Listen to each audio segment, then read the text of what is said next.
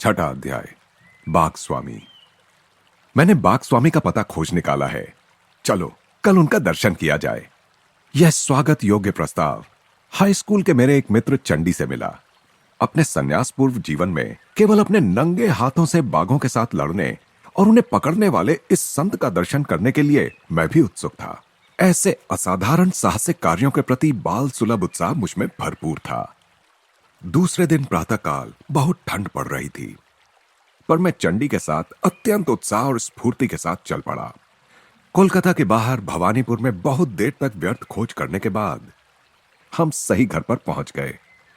दरवाजे पर लोहे की दो गोलाकार कड़ियां लगी हुई थीं। मैंने उन्हें बहुत जोर जोर से खटखटाया। उस कर्ण कर्कश खड़खड़ाहट को सुनकर भी एक नौकर अंदर से धीरे धीरे आराम पूर्वक चलता हुआ हमारी ओर आया। उसकी व्यंग्यात्मक मुस्कान इस बात का द्योतक थी कि शोर मचाने वाले आगंतुक भी एक संत के घर की शांति भंग नहीं कर सकते। उसकी मौन भर्त्सना को हमने अनुभव किया, पर बैठक में आने के लिए आमंत्रित किए जाने पर चंडी और मैं उसके प्रति कृतज्ञ थे। वहां लंबी प्रतीक्षा हम लोगों के मन में शंका कुशंकाएं उत्पन्न करने लगी। सत्य की खोज करने वाले के लिए भारत का अलिखित नियम है धैर्य। संत महात्मा कभी कभी जानबूझकर दर्शनार्थी की उत्सुकता की परीक्षा ले सकते हैं। पाश्चात्य डॉक्टर और दंत चिकित्सक इस मनोवैज्ञानिक कूटनीति का भरपूर प्रयोग करते हैं। अंततः नौकर द्वारा बुलाए जाने पर चंडी और मैं एक शयन कक्ष में गए। वहां सुविख्यात सोहम स्वामी अपने पलंग पर बैठे हुए थे। उनके भीमकाय शरीर को देखकर हम दोनों के मन पर अद्भुत प्रभाव पड़ा। आंखें फाड़े हम अवाक उनकी ओर देखते रहे। वैसी विशाल छाती और फुटबॉल की तरह बाजुएं हमने पहले कभी नहीं देखी थी। अत्यंत मजबूत भारी गर्दन पर स्वामी जी का उग्र दिखने वाला परंतु शांत मुखमंडल, मूंछ, दाढ़ी और झूलते केशों से सुशोभित था। उनकी काली आंखों में कबूतर एवं बाघ समान गुणों का मिला जुला भाव चमक रहा था। दृढ़ मांसल कटी प्रदेश को घेर कर पहने हुए एक व्याघ्र चर्म के अतिरिक्त उनके शरीर पर और कोई कपड़ा नहीं था। जब हमारी वाक शक्ति लौट आई, तब बाघों के साथ लड़ने में उनकी वीरता के प्रति आदर युक्त विस्मय प्रकट करते हुए मैंने उनका अभिवादन किया।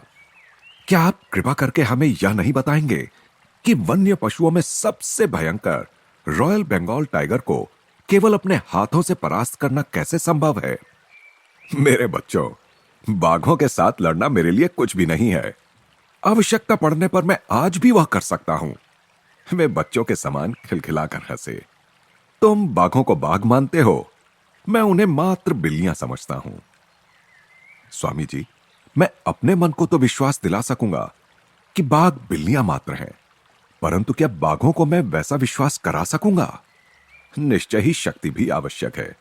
केवल कोई बच्चा बाघ को घरेलू बिल्ली मान लेगा तो उसे बाघ पर विजय मिल जाएगी, यह मानना व्यर्थ है। शस्त्र के रूप में मेरे शक्तिशाली हाथ ही पर्याप्त हैं। उन्होंने हमें अपने साथ आंगन में आने को कहा, जहां एक दीवार के किनारे पर उन्होंने प्रहार किया। दीवार की एक ईंट टूटकर जमीन पर गिर पड़ी। टूटे हुए दांत की तरह बनी खाली जगह से आकाश धृष्टतापूर्वक झांकने लगा। मैं हक्का बक्का रह गया। सोचने लगा, जो आदमी एक ही प्रहार से दीवार में चुनी हुई ईंट को गिरा सकता है, वह अवश्य ही बाघों के दांत भी तोड़ सकता है। अनेक लोगों में मेरे समान शारीरिक शक्ति तो होती है, परंतु फिर भी उनमें दृढ़ आत्मविश्वास का अभाव होता है। जो शरीर से तो बलिष्ठ होते हैं, परंतु मन से नहीं। वे जंगल में स्वच्छंद विचरण करते हिंसक पशु को देखकर ही मूर्छित हो सकते हैं। प्राकृतिक परिस्थितियों में वास करने वाला और अपने मूल हिंसक स्वभाव के अनुसार जीने वाला बाघ सर्कस के अफीम खिलाए गए बाघ से अत्यंत भिन्न होता है। भीम के समान प्रबल शक्तिशाली होते हुए भी अनेक व्यक्ति रॉयल बंगाल टाइगर के प्रचंड आक्रमण के सामने अत्यंत भयभीत और असहाय हो उठते हैं। इस प्रकार बाघ मनुष्य को उसके ही मन की कल्पना में एक साधारण बिल्ली की भयभीत अवस्था के समान स्थिति में डाल देता है।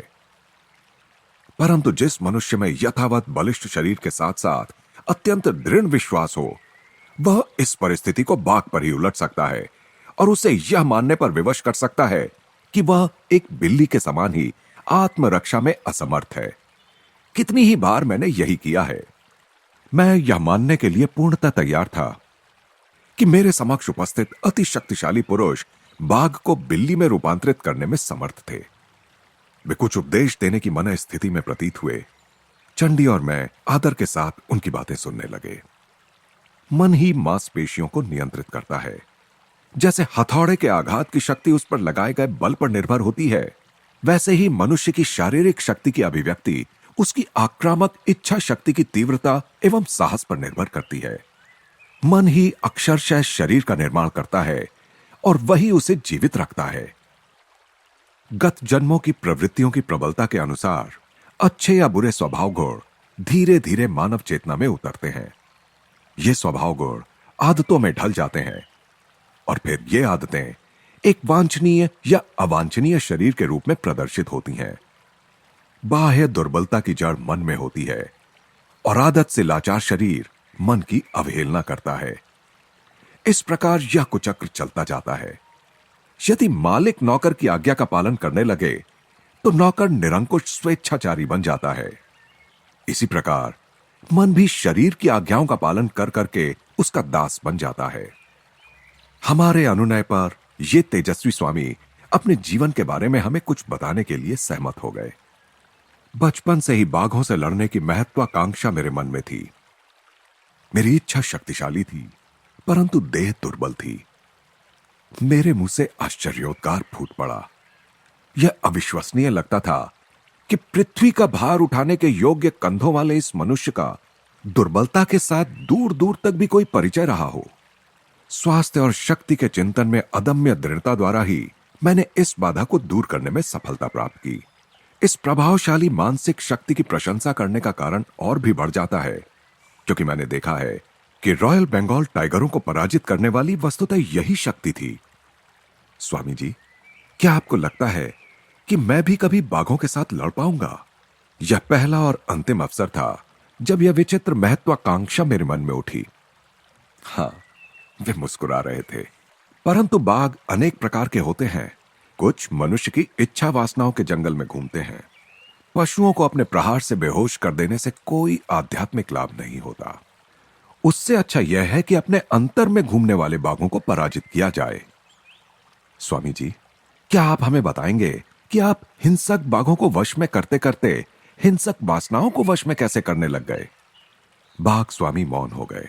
अतीत के दृश्यों को निहारने का प्रयास करती उनकी दृष्टि सुदूर कहीं लग गई। मैंने भांप लिया कि उनके मन में इस पर यह उथल पुथल चल रही थी कि मेरे अनुरोध को स्वीकार करें या ना करें। अंत में मन ही मन स्वीकार कर वे मुस्कुरा उठे। जब मेरी कीर्ति चरम बिंदु पर पहुंच गई, तब मुझे गर्व का नशा चढ़ गया। मैंने तय किया कि मैं न केवल बाघों से लड़ूंगा, बल्कि लोगों के सामने उनसे विविध कर्तव्य भी कराऊंगा। मेरी महत्वाकांक्षा ही यह बन गई कि मैं हिंसक पशुओं को पालतू जानवरों की तरह बर्ताव करने पर विवश कर दूंगा। मैं सार्वजनिक रूप से अपने कर्तव्य दिखाने लगा और उसमें मिलने वाली सफलता से मुझे खुशी भी होने लगी। एक दिन शाम को मेरे पिताजी अत्यंत चिंतातुर मन स्थिति में मेरे कमरे में आए। बेटा, मैं तुम्हें सावधान करने आया हूं। कर्म की चलती चक्की से उत्पन्न होकर आने वाले अमंगलों से मैं तुम्हें बचाना चाहता हूं। क्या आप भाग्यवादी हैं पिताजी? अंधविश्वास से क्या मेरी गतिविधियों के शक्तिशाली प्रवाह को अवरुद्ध होने देना चाहिए? मैं भाग्यवादी नहीं हूं बेटा, परंतु पवित्र शास्त्रों में कहे गए प्रतिफल के नियम में मेरा विश्वास है। वन्य समुदाय में तुम्हारे विरुद्ध आक्रोश व्याप्त है। यह आक्रोश कभी भी तुम्हारी जान के लिए खतरा बनकर सामने आ सकता है। पिताजी, आप मुझे आश्चर्य में डालते हैं। बाघ क्या होते हैं आप अच्छी तरह जानते हैं। सुंदर परंतु निर्दयी। कौन जाने, मेरे प्रहार उनकी ठोस बुद्धि में शायद कुछ उदारता के विचार भर सकें। उन्हें सभ्य शिष्टाचार सिखाने के लिए ही मैं जंगल विद्यालय का प्रधानाध्यापक बना हूं। पिताजी, कृपया आप मुझे बाघों को पालने वाला बाघ पालक माने, बाघ हत्यारा नहीं। मेरे ये सत्कर्म मेरा अनिष्ट कैसे कर सकते हैं? मैं आपसे प्रार्थना करता हूं कि आप मुझे अपने जीवन का मार्ग बदलने की आज्ञा ना दें। चंडी और मैं ध्यानपूर्वक सुन रहे थे और अतीत के इस धर्म संकट को समझ रहे थे। भारत में कोई संतान अपने माता पिता की इच्छाओं का अनादर नहीं करती। बाघ स्वामी आगे कहते गए। निर्विकार मौन में पिताजी ने मेरा स्पष्टीकरण सुना। तदुपरांत उन्होंने गंभीरतापूर्वक एक रहस्योद्घाटन किया। बेटा, तुम मुझे एक संत की अमंगल सूचक भविष्यवाणी दोहराने पर विवश कर रहे हो। कल जब मैं बरामदे में बैठकर नित्य की भांति अपना ध्यान कर रहा था, तब वे मेरे पास आए। मित्रवर, मैं आपके युद्ध प्रिय बेटे के लिए एक संदेश लेकर आया हूं। उससे कहिए कि वह अपनी बर्बर गतिविधियां बंद कर दे, अन्यथा बाघ के साथ उसकी अगली लड़ाई में उसे अनेक दुस्साध्य घाव होंगे, जिससे 6 महीनों तक वह मरणासन अवस्था में पड़ा रहेगा। तब वह अपना पुराना मार्ग छोड़कर सन्यासी बन जाएगा। इस कहानी का मुझ पर कोई प्रभाव नहीं पड़ा। मैंने यही माना कि पिताजी किसी भ्रांति ग्रसित कट्टरवादी की भ्रांति का शिकार हो गए हैं। यह कहते हुए बाघ स्वामी के हाव भाव इतने अधीर और ऐसे थे मानो अपनी मूर्खता पर उन्हें क्रोध आ रहा हो। काफी देर तक वे गंभीर मुद्रा में मौन बैठे रहे, जैसे वहां हमारी उपस्थिति का उन्हें कोई भान ना हो। फिर उन्होंने अकस्मात ही अपनी कहानी आगे शुरू की। इस बार उनकी आवाज में नरमी आ गई थी। पिताजी की चेतावनी के कुछ ही दिन बाद मैं राजधानी कूच बिहार गया। प्राकृतिक सौंदर्य से भरा यह प्रदेश मेरे लिए नया था और मैं सुखप्रद परिवर्तन की आशा कर रहा था। जैसा हर जगह सदा ही होता था, यहां भी सड़कों पर मेरे पीछे पीछे उत्सुक लोगों की भीड़ चलती रहती थी। उनके फुसफुसाहट के कुछ अंश कभी कभी मुझे सुनाई पड़ते थे। यह वही आदमी है जो जंगली बाघों के साथ लड़ता है। उसके वे पैर हैं या पेड़ के तने? उसका चेहरा तो देखो, वह स्वयं बाघों के राजा का अवतार मालूम होता है। तुम तो जानते ही हो, गांव के नटखट छोकरे किस प्रकार ताजा समाचार पत्र का काम करते हैं और किस गति से महिलाओं की मौखिक जनसूचना प्रणाली इस घर से उस घर समाचार पहुंचाती है। कुछ ही घंटों में मेरी वहां उपस्थिति से सारे शहर में खलबली मच गई। संध्या के समय मैं चुपचाप आराम कर रहा था कि घोड़ों की टापों की ध्वनि सुनाई दी। मैं जिस घर में रुका था, उसी के सामने आकर वह ध्वनि रुक गई। लंबे कद के पगड़ीधारी पुलिस सिपाहियों का एक दल अंदर घुस आया। मैं अवाक रह गया। मैंने सोचा, इन पुलिस वालों के लिए कुछ भी संभव है। कहीं वे मेरे लिए पूर्णतया अगम्य किसी बात पर मेरी खिंचाई करने तो नहीं आए हैं। परंतु उन्होंने अपने सामान्य व्यवहार के विपरीत अत्यंत विनय के साथ मेरा अभिवादन किया। आदरणीय महोदय, कूच बिहार के युवराज की ओर से आपका स्वागत करने के लिए हमें भेजा गया है। उन्होंने कल प्रातःकाल आपको अपने राजप्रासाद में पधारने का आमंत्रण भेजा है। मैं थोड़ी देर इस पर सोचता रहा। किसी अज्ञात कारण से अपनी इस शांत यात्रा में उपस्थित हुए इस विघ्न से तीव्र उद्वेग की भावना मेरे मन में उठ रही थी। परंतु पुलिस वालों की विनयशीलता ने मेरे हृदय को छू लिया। मैंने निमंत्रण स्वीकार कर लिया। दूसरे दिन जिस दासोचित विनम्रता और खुशामद के साथ मुझे अपने द्वार से 4 घोड़े जुते हुए शाही कोच तक ले जाया गया, उसे देखकर मैं चकित रह गया। एक सेवक तीव्र धूप से मुझे बचाने के लिए एक अलंकृत छाता मेरे ऊपर पकड़े खड़ा रहा। नगर और उसके बाहर के वन क्षेत्र में से सुखद कोच सवारी करते हुए मुझे बड़ा मजा आ रहा था। युवराज स्वयं मेरा स्वागत करने के लिए राजप्रासाद के सिंह द्वार पर उपस्थित थे। अपने सोने से मढ़े आसन पर उन्होंने मुझे बैठाया और मुस्कुराते हुए स्वयं उससे कम साज सज्जा युक्त एक आसन पर बैठ गए। यह सब विनम्र सेवा निश्चय ही मुझ पर कोई मुसीबत लाने वाली है। बढ़ते हुए आश्चर्य के साथ मैं सोच रहा था। इधर उधर की थोड़ी बातें करने के बाद युवराज का उद्देश्य प्रकट हो ही गया। मेरे नगर में अफवाह फैली हुई है कि आप केवल अपने नंगे हाथों से जंगली बाघों के साथ लड़ सकते हैं। क्या यह सच है?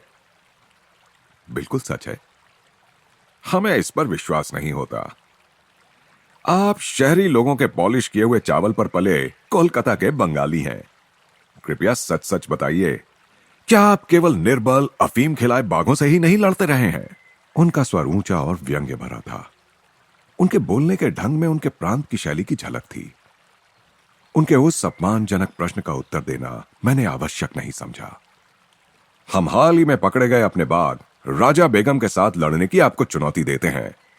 यदि आप उसका सफलतापूर्वक सामना कर सके और उसे जंजीर से बांधकर चेतन अवस्था में उसके पिंजरे से बाहर निकल सके, तो वह रॉयल बंगाल टाइगर आपका हो जाएगा। इसके अतिरिक्त हजारों रुपए एवं अन्य कई उपहार भी आपको मिलेंगे। और यदि आपने उससे लड़ना अस्वीकार कर दिया, तो हम अपने पूरे राज्य में आपको पाखंडी घोषित कर देंगे। उनके उद्धत शब्द गोलियों की बौछार के समान मुझे लग गए। मैंने गुस्से से उनकी शर्तें स्वीकार कर ली। उत्तेजना में आसन से आधे उठ खड़े हुए युवराज निष्ठुर मुस्कान के साथ वापस बैठ गए। उनकी वह मुस्कान देखकर मुझे उन रोमन सम्राटों की याद आई जिन्हें ईसाइयों को हिंसक पशुओं के साथ लड़ाने में आनंद आता था। युवराज ने आगे कहा, आपकी लड़ाई आज से 1 सप्ताह बाद होगी। हमें खेद है कि हम लड़ाई से पहले बाघ को देखने की अनुमति आपको नहीं दे सकते। युवराज को कहीं यह भय तो नहीं था कि मैं बाघ पर सम्मोहन विद्या का प्रयोग करूंगा या उसे अफीम खिलाने का प्रयास करूंगा। मैं नहीं जानता। मैं राजप्रासाद से चल पड़ा। मजे की बात यह थी कि अब की बार न तो राजछत्र था और न ही वह साज सज्जा युक्त कोच। अगले सप्ताह भर मैं आगामी अग्नि परीक्षा के लिए अपने मन और शरीर दोनों को विधिवत तैयार करता रहा। अपने नौकर द्वारा मुझे विलक्षण कहानियां सुनने को मिल रही थीं। पिताजी को संत ने जो भीषण भविष्यवाणी की थी वह किसी प्रकार लोगों में फैल गई और फैलते फैलते बढ़ती गई। अनेक भोले भाले ग्रामीणों का विश्वास था कि एक दुष्ट आत्मा ने देवताओं के शाप के कारण बाघ का जन्म लिया था, जो रात को विभिन्न आसुरी रूप धारण करती है परंतु दिन में फिर से बाघ बनकर रहती है। लोगों का अनुमान था कि यह वही आसुरी बाघ है जिसे मेरा गर्भ हनन करने के लिए भेजा गया है। एक अन्य कल्पना यह थी कि बाघों की अपने देवता से की गई प्रार्थनाओं का उत्तर राजा बेगम के रूप में आ गया है। समग्र व्याघ्र जाति के लिए इतना मान हानिकारक ठहरे इस धृष्ट दोपाय को अर्थात मुझे दंडित करने के लिए उसे नियत किया गया है। एक लोम दंत विहीन मानव नक दंत युक्त शक्तिशाली पाद युक्त बाघ को चुनौती देने का दुस्साहस करे। लोग यह भी कह रहे थे कि सभी अवमानित बाघों के द्वेष ने मिलकर इतना जोर पकड़ लिया है कि बाघों का मान मर्दन करने वाले इस अभिमानी पुरुष का पतन कराने के लिए वह जोर अब सूक्ष्म नियमों को कार्यान्वित कर रहा है। मेरे नौकर ने मुझे आगे बताया कि युवराज स्वयं मानव और पशु के बीच होने वाले इस द्वंद्व के व्यवस्थापन का कार्यभार संभाल रहे थे। उन्होंने स्वयं अपनी देखरेख में हजारों लोगों के बैठने योग्य एक ऐसे विशाल तंबू का निर्माण कराया जो आंधी तूफान में भी सुरक्षित खड़ा रह सके। उस तंबू के मध्य में लोहे के एक विशाल पिंजरे में राजा बेगम को रखा गया था। इस पिंजरे के बाहर सुरक्षा का एक और घेरा था। राजा बेगम निरंतर खून जमा देने वाली भयंकर गर्जनाएं करता जा रहा था।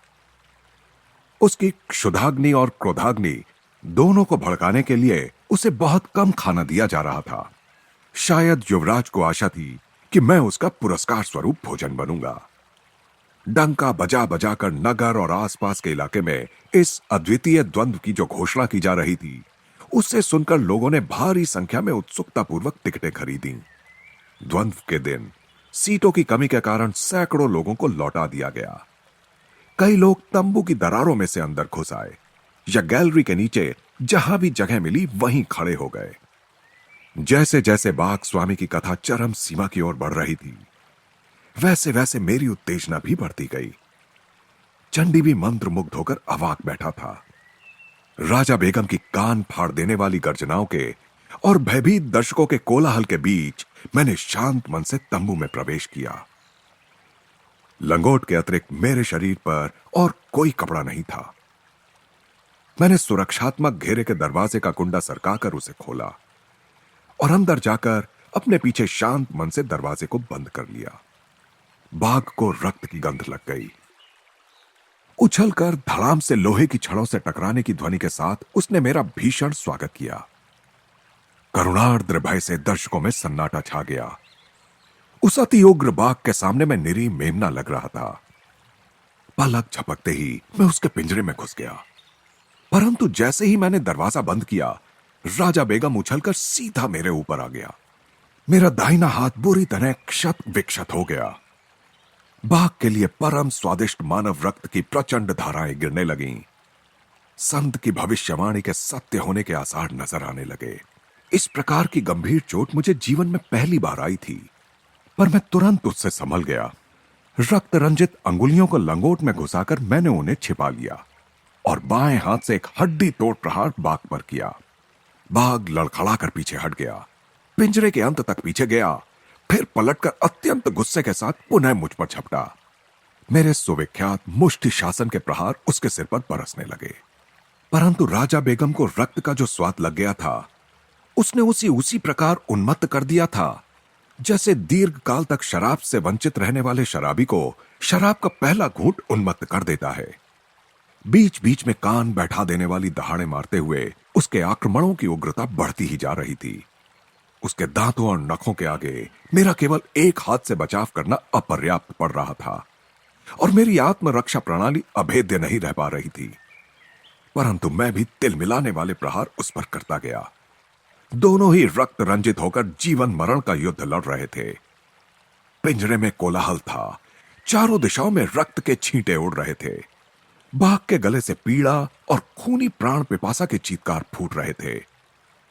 गोली चलाओ, बाघ को मार डालो, दर्शक चीख रहे थे। मानव और पशु इतनी तेज गति से हिल रहे थे कि एक सिपाही की गोली भी निशाना चूक गई। मैंने अपनी सारी संकल्प शक्ति एकत्र की और भीषण गर्जन के साथ उसके मस्तक पर एक अंतिम खोपड़ी तोड़ प्रहार किया। बाघ गिर गया और ठंडा होकर पड़ा रहा। पालतू बिल्ली की भांति मैं बीच में ही बोल पड़ा। स्वामी जी खिलखिलाकर हंस पड़े। फिर उन्होंने तन्मय कर देने वाली अपनी कहानी को आगे बताना शुरू किया। आखिर राजा बेगम पराजित हो ही गया। उसका रहा सहा राजगर्भ भी चूर चूर हो गया। अपने विदीर्ण रक्त रंजित हाथों से मैंने उसका जबड़ा खोला और एक नाट्यपूर्ण क्षण के लिए उस खुले मृत्यु द्वार में अपना सिर रखा। जंजीर के लिए इधर उधर देखा और जमीन पर पड़े जंजीरों के ढेर में से एक जंजीर खींचकर उससे बाघ की गर्दन पिंजरे की छड़ों के साथ बांध दी। विजयोल्लास में मैं दरवाजे की ओर चलने लगा, परंतु वह मूर्तिमान शैतान राजा बेगम, उसकी कल्पित आसुरी उत्पत्ति के अनुरूप ही वह जीवट था। एक ही विस्मयकारी झटके के साथ जंजीर तोड़कर वह मेरी पीठ पर झपट पड़ा। मेरा कंधा उसके जबड़े में फंसा हुआ था और ऐसी स्थिति में मैं जोर से नीचे गिरा, परंतु पलक झपकते ही मैंने उसे अपने नीचे धर दबोचा। निष्ठुर प्रहारों के आघातों से वह अर्धमूर्छित हो गया। इस बार मैंने उसे अधिक सावधानी पूर्वक बांध दिया। धीरे धीरे मैं पिंजरे से बाहर निकला। फिर से चारों तरफ चीख पुकार सुनाई दी। इस बार वह हर्षोल्लास की थी। भीड़ की चीख पुकार की हर्ष ध्वनि जैसे एक ही विराट गले से निकल रही थी। मैं भीषण रूप से घायल तो हो गया था, परंतु फिर भी मैंने द्वंद्व की तीनों शर्तें पूरी कर दी थीं। बाघ को अचेत करना, उसे जंजीर से बांधना और बिना किसी प्रकार की सहायता लिए पिंजरे से बाहर आना। इसके अलावा मैंने उस हिंसक पशु को इस तरह घायल और भयभीत कर दिया था कि मेरे सिर का अप्रतिम पुरस्कार अपने मुख में पाकर भी उसकी ओर उसने कोई ध्यान नहीं दिया। मेरे घावों का प्राथमिक उपचार करने के बाद मेरा सम्मान किया गया और मुझे पुष्पहार पहनाए गए। मेरे चरणों में स्वर्ण मुहरों की वर्षा की गई। असाधारण रूप से विशाल और वैसे ही क्रूर बाघ पर मेरी विजय की अंतहीन चर्चाएं चारों ओर से सुनाई दे रही थीं। वचन के अनुसार राजा बेगम मुझे दे दिया गया, परंतु मुझे कोई हर्ष नहीं हुआ। मेरे हृदय में आध्यात्मिक परिवर्तन आ गया था। ऐसा प्रतीत हो रहा था कि पिंजरे से बाहर निकलने के साथ ही मैंने संसार में अपनी महत्वाकांक्षाओं का द्वार भी बंद कर दिया था। उसके बाद का कुछ समय अत्यंत वेदना और मनस्ताप में बीता। रक्त में विष फैलने के कारण 6 महीनों तक मैं मरणासन्न अवस्था में पड़ा रहा। कूच बिहार छोड़ने योग्य ठीक होते ही मैं अपने गांव लौट आया। एक दिन विनम्रता पूर्वक मैंने पिताजी से कहा, अब मैं जान गया हूं कि जिन साधु ने सावधानी का विवेकपूर्ण इशारा दिया था वही मेरे गुरु हैं। काश मैं किसी प्रकार उन्हें ढूंढ पाता। मेरी लालसा सच्ची थी, क्योंकि एक दिन वही संत बिना किसी सूचना के हमारे घर पधारे। शांत अधिकारपूर्ण वाणी में वे बोल रहे थे, बाघों का दमन बहुत हो गया, मेरे साथ आओ। मैं तुम्हें मानव मन के जंगलों में विचरने वाले अज्ञान रूपी पशुओं का दमन करना सिखाऊंगा। तुम्हें दर्शकों की आदत हो गई है। अब योगाभ्यास में तुम्हारी रोमांचक निपुणता से झूम उठने वाले देवता तुम्हारे दर्शक होंगे। मेरे गुरु ने मुझे आध्यात्मिक मार्ग की दीक्षा दी। मेरी आत्मा के दीर्घकाल तक अप्रयुक्त रहने से जंग लगे खोलने में कठिन द्वार उन्होंने खोल दिए। शीघ्र ही एक दूसरे का हाथ थामे मेरी साधना के लिए हम दोनों हिमालय की ओर चल पड़े। अपने तूफानी जीवन की एक झलक हमें दिखाने के लिए कृतज्ञ होकर चंडी और मैंने स्वामी जी के चरणों में प्रणाम किया। मुझे और मेरे मित्र को लगा कि बैठक में उपेक्षा में की गई लंबी प्रतीक्षा का हमें भरपूर प्रतिफल मिला। 7वां अध्याय, प्लवनशील संत। कल रात एक सभा में मैंने एक योगी को जमीन से कई फुट ऊपर हवा में ठहरे हुए देखा। मेरा मित्र उपेंद्र मोहन चौधरी बड़े ही प्रभावशाली ढंग से बोल रहा था। मैंने उत्साहपूर्ण मुस्कान के साथ कहा, शायद मैं उनका नाम बता सकता हूं। कहीं वे अपर सर्कुलर रोड के भादुड़ी महाशय तो नहीं थे? उपेंद्र ने स्वीकृति में सिर हिलाया। यह बात मुझे पहले ही ज्ञात है। यह देखकर उसका चेहरा थोड़ा उतर गया। संतों के बारे में मेरी जिज्ञासा से मेरे सभी मित्र भली भांति परिचित थे। कोई नई जानकारी मिलते ही मुझे उनके पीछे लगा देने में उन्हें बड़ा आनंद आता था। ये योगी महाराज मेरे घर के इतने निकट रहते हैं कि मैं प्रायः उनसे मिलने जाता हूं।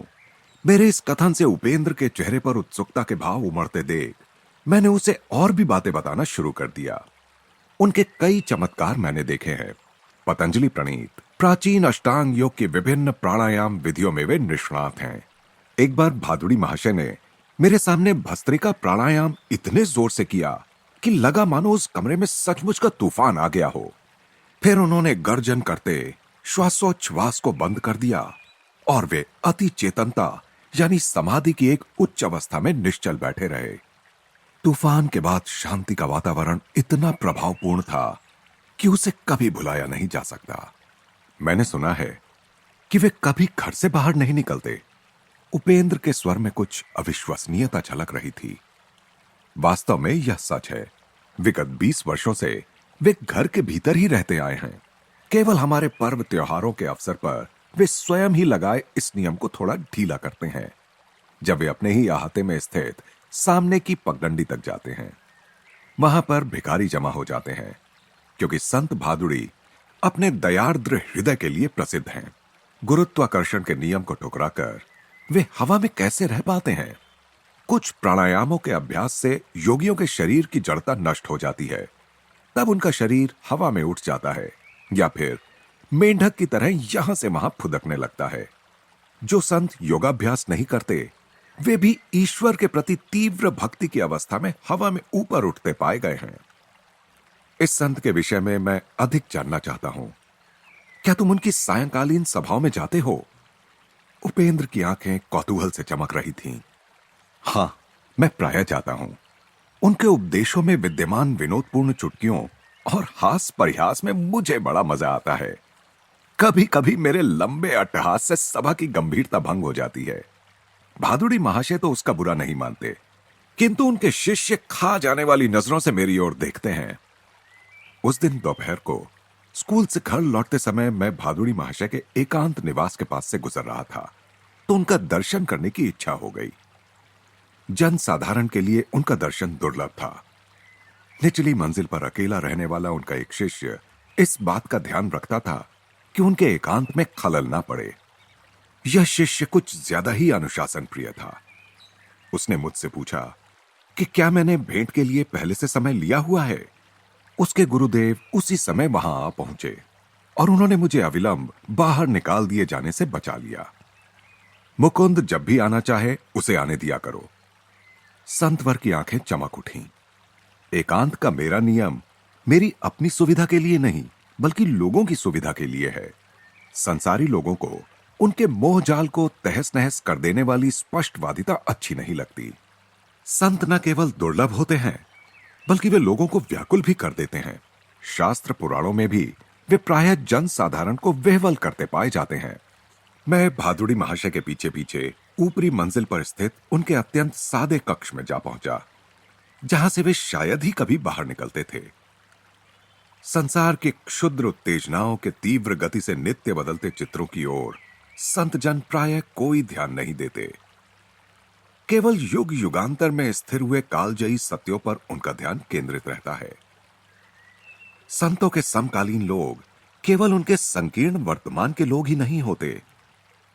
महर्षि, जहां तक मैं जानता हूं, आप पहले ऐसे योगी हैं जो हमेशा घर के अंदर ही रहते हैं। भगवान कभी कभी अपने संतों को अप्रत्याशित परिस्थितियों में डाल देते हैं कि कहीं हम यह ना सोचें कि हम संतों को एक विशिष्ट नियम की चौखट में बिठा सकते हैं। आरोग्य और शक्ति से ओतप्रोत अपना शरीर उन्होंने पद्मासन में स्थिर किया।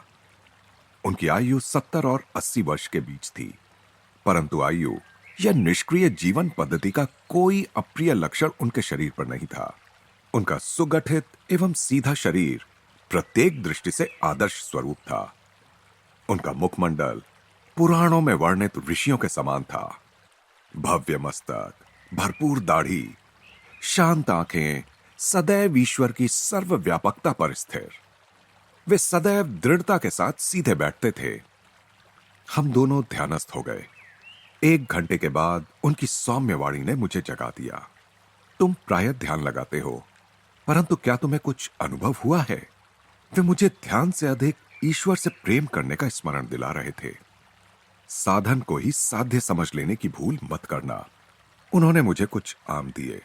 अपने गंभीर स्वभाव में भी मुझे हमेशा ही आनंदित करने वाली अपनी विनोद बुद्धि को प्रकट करते हुए उन्होंने कहा, साधारणतया लोगों को ध्यान योग से जल योग अर्थात जलपान अधिक अच्छा लगता है। योग के विषय में उनकी इस शब्द क्रीड़ा को सुनकर मैं ठहाके लगाकर हंसने लगा। क्या हंसी है तुम्हारी? उनकी दृष्टि में वात्सल्यपूर्ण चमक प्रकट हुई। उनका अपना चेहरा सदैव गंभीर ही रहता था, परंतु उसमें भी परमानंद पूर्ण मुस्कुराहट की झलक होती थी। उनके विशाल कमल नयनों में सदैव एक दिव्य हंसी छिपी होती थी। उन्होंने मेज पर पड़े अनेक मोटे मोटे लिफाफों की ओर संकेत करते हुए कहा, वे पत्र सुदूर स्थित अमेरिका से आए हैं। वहां की कुछ सोसाइटियों के साथ मैं पत्र व्यवहार करता हूं, जिनके सदस्य योग शास्त्र में रुचि रखते हैं। वे कोलंबस से बेहतर दिशा ज्ञान के साथ नए सिरे से भारत की खोज कर रहे हैं। उनकी सहायता करने में मुझे खुशी होती है। दिन के उजाले की तरह योग शास्त्र का ज्ञान भी उन सब के लिए है जो इसे प्राप्त करने के इच्छुक हैं। जिसे मानव की मुक्ति के लिए ऋषियों ने अनिवार्य समझा है, उसे पाश्चात्य लोगों के लिए हल्का करने की आवश्यकता नहीं है। बाह्य अनुभव भिन्न होते हुए भी सबकी आत्मा एक समान ही है, और जब तक योग का कुछ ना कुछ अभ्यास नहीं किया जाता, तब तक ना तो पाश्चात्य और ना ही पौर्वात्य लोग उन्नति कर सकते हैं। उन्होंने अपनी शांत दृष्टि मुझ पर स्थिर की। मेरी समझ में तब यह नहीं आया कि उनके वक्तव्य में भविष्यवाणी युक्त मार्गदर्शन छिपा हुआ था। वह तो केवल अब, जब मैं ये शब्द लिख रहा हूं, उनके द्वारा प्रायः दिए गए संकेतों का पूर्ण अर्थ मेरी समझ में आ रहा है कि मैं किसी दिन भारत की शिक्षाओं को अमेरिका ले जाऊंगा। महर्षि, मैं चाहता हूं कि आप जगत के कल्याण के लिए योग शास्त्र पर एक पुस्तक लिखें। मैं शिष्यों को तैयार कर रहा हूं। वे स्वयं और उनके शिष्यों की श्रृंखला जीवंत पुस्तकों का काम करेंगे, जो समय के स्वाभाविक क्षय और टीकाकारों की अस्वाभाविक टीकाओं से अछूते रहेंगे। संध्या काल को उनके शिष्यों के आने तक मैं अकेला ही उनके साथ रहा। शिष्यों के आने के बाद भादुड़ी महाशय ने अपना अद्वितीय प्रवचन शुरू किया। शांत बाढ़ की तरह अपने श्रोताओं के मन के कूड़े करकट को बहा ले जाकर वे उन्हें ईश्वर की ओर ले चले। विशुद्ध बांग्ला में वे हृदय स्पर्शी दृष्टांत देते जा रहे थे। उस दिन भादुड़ी महाशय संत संगति को पाने के लिए अपने राजसी जीवन का त्याग करने वाली मध्ययुगीन राजपूत रानी मीराबाई के जीवन से संबंधित कुछ दार्शनिक तत्वों को समझा रहे थे। एक बार एक महान सन्यासी सनातन गोस्वामी ने मीराबाई से मिलने से केवल इसलिए इनकार कर दिया कि वे स्त्री थीं। उत्तर में मीराबाई ने जो कुछ कहा, उसे सुनकर गोस्वामी विनम्र बनकर उनके चरणों में नत हो गए। मीराबाई ने कहा, महात्मा जी से कहो कि मैं नहीं जानती थी कि सृष्टि में ईश्वर के अतिरिक्त और भी कोई पुरुष है। क्या हम सब उनके सामने स्त्रियां नहीं हैं? शास्त्रों का एक सिद्धांत यह है कि केवल ईश्वर ही एकमात्र सृजनक्षम पुरुष तत्व है। उसकी सृष्टि तो केवल निष्क्रिय माया है। मीराबाई ने भक्ति रस से ओतप्रोत अनेक पदों की रचना की है, जो आज भी भारत में प्रेम और श्रद्धा के साथ गाए जाते हैं। उनमें से एक है, साधन करना चाही रे मनवा, भजन करना चाही, प्रेम लगाना चाही रे मनवा, प्रीत लगाना चाही। नीर नहन से हरि मिले तो जल जंतु होई, फल मूल खाकर हरि मिले तो बहादुर बंदराई। तुलसी पूजन से हरि मिले तो मैं पूजूं तुलसी झाड़, पत्थर पूजन से हरि मिले तो मैं पूजूं पहाड़। तृण भक्षण से हरि मिले तो बहुत मृगी आजा, स्त्री छोड़न से हरि मिले तो बहुत मिले खोजा। दूध पीवन से हरि मिले तो बहुत वत्स बाला, मीरा कहे बिना प्रेम से ना मिले नंद लाला।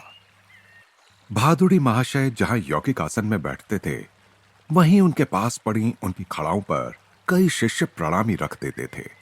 भारत में प्रचलित इस श्रद्धापूर्ण चढ़ावे का अर्थ है कि शिष्य अपनी भौतिक संपदा गुरु के चरणों में अर्पित कर रहा है। कृतज्ञ मित्रों के रूप में प्रभु ही अपने भक्तों की देखभाल करते रहते हैं।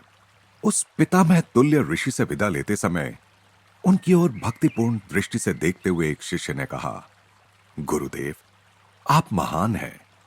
आपने ईश्वर को पाने के लिए और हमें ज्ञान देने के लिए अपनी संपत्ति, आराम आदि सब कुछ त्याग दिया। यह सर्वविदित था कि भादुड़ी महाशय ने बचपन में ही विशाल पैतृक संपत्ति को त्याग दिया था, जब उन्होंने अनन्य भाव से योग मार्ग में पदार्पण किया। तुम ठीक उल्टी बात बोल रहे हो। भादुड़ी महाशय के मुखारविंद पर भर्त्सना के अत्यंत सौम्य भाव प्रकट हुए। मैंने तो अंतहीन आनंद का विराट साम्राज्य प्राप्त करने के लिए कुछ थोड़े से रुपए और कुछ तुच्छ सुख विलासों को छोड़ दिया। फिर मैंने कोई त्याग कहां किया है? और उस निधि को बांटने में जो आनंद मिल सकता है, उसका मुझे ज्ञान है। इसे क्या त्याग कहा जा सकता है? अल्प दृष्टि वाले सांसारिक जन ही वास्तव में सच्चे त्यागी हैं। वे अद्वितीय दिव्य संपत्ति को संसार के मुट्ठी भर तुच्छ खिलौनों के लिए त्याग देते हैं।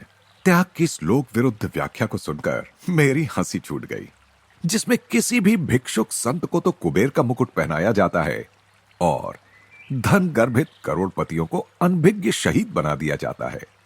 विधि का विधान हमारे भविष्य की योजना किसी भी बीमा कंपनी से अधिक अच्छी तरह बनाता है। उनके निष्कर्षात्मक शब्द उनकी अपनी श्रद्धा का अनुभव सिद्ध धर्म थे। आज संसार बाह्य सुरक्षा में ही विश्वास करने वाले बेचैन लोगों से भरा हुआ है। उनके कटु विचार उनके ललाटों पर अंकित घाव चिन्हों के समान है। जिसने हमारे प्रथम श्वास के साथ ही हमारे लिए हवा और दूध की व्यवस्था कर दी हो, वह भगवान अपने भक्तों की दिन प्रतिदिन की व्यवस्था करना भी जानता है। स्कूल से छुट्टी होते ही इन संत के द्वार की तीर्थ यात्रा करने का क्रम मैंने जारी रखा। आंतरिक उत्साह के साथ वे अनुभव लाभ में मेरी सहायता करते रहे। एक दिन वे मेरे घर से दूर राम मोहन रॉय रोड पर रहने के लिए चले गए। उनके श्रद्धालु शिष्यों ने उनके लिए वहां नागेंद्र मठ नाम से एक नया आश्रम बना दिया था। यहां मेरी कहानी अचानक कई वर्ष आगे निकल जाती है। फिर भी भादुड़ी महाशय के मुझसे कहे गए अंतिम शब्दों का उल्लेख मैं यहां करना चाहता हूं। पश्चिम की ओर प्रस्थान करने से कुछ पहले मैं उनके दर्शन करने गया और आशीर्वाद पाने के लिए मैंने उनके चरणों पर सिर रखा। बेटा, अमेरिका जाओ, युग युगांतर की भारत की महिमा को अपनी ढाल के रूप में ले जाओ। विजय तुम्हारे ललाट पर लिखी हुई है। उस देश के भले लोग तुम्हारा हृदयपूर्वक स्वागत करेंगे। 8वां अध्याय। भारत के महान वैज्ञानिक सर जगदीश चंद्र बोस।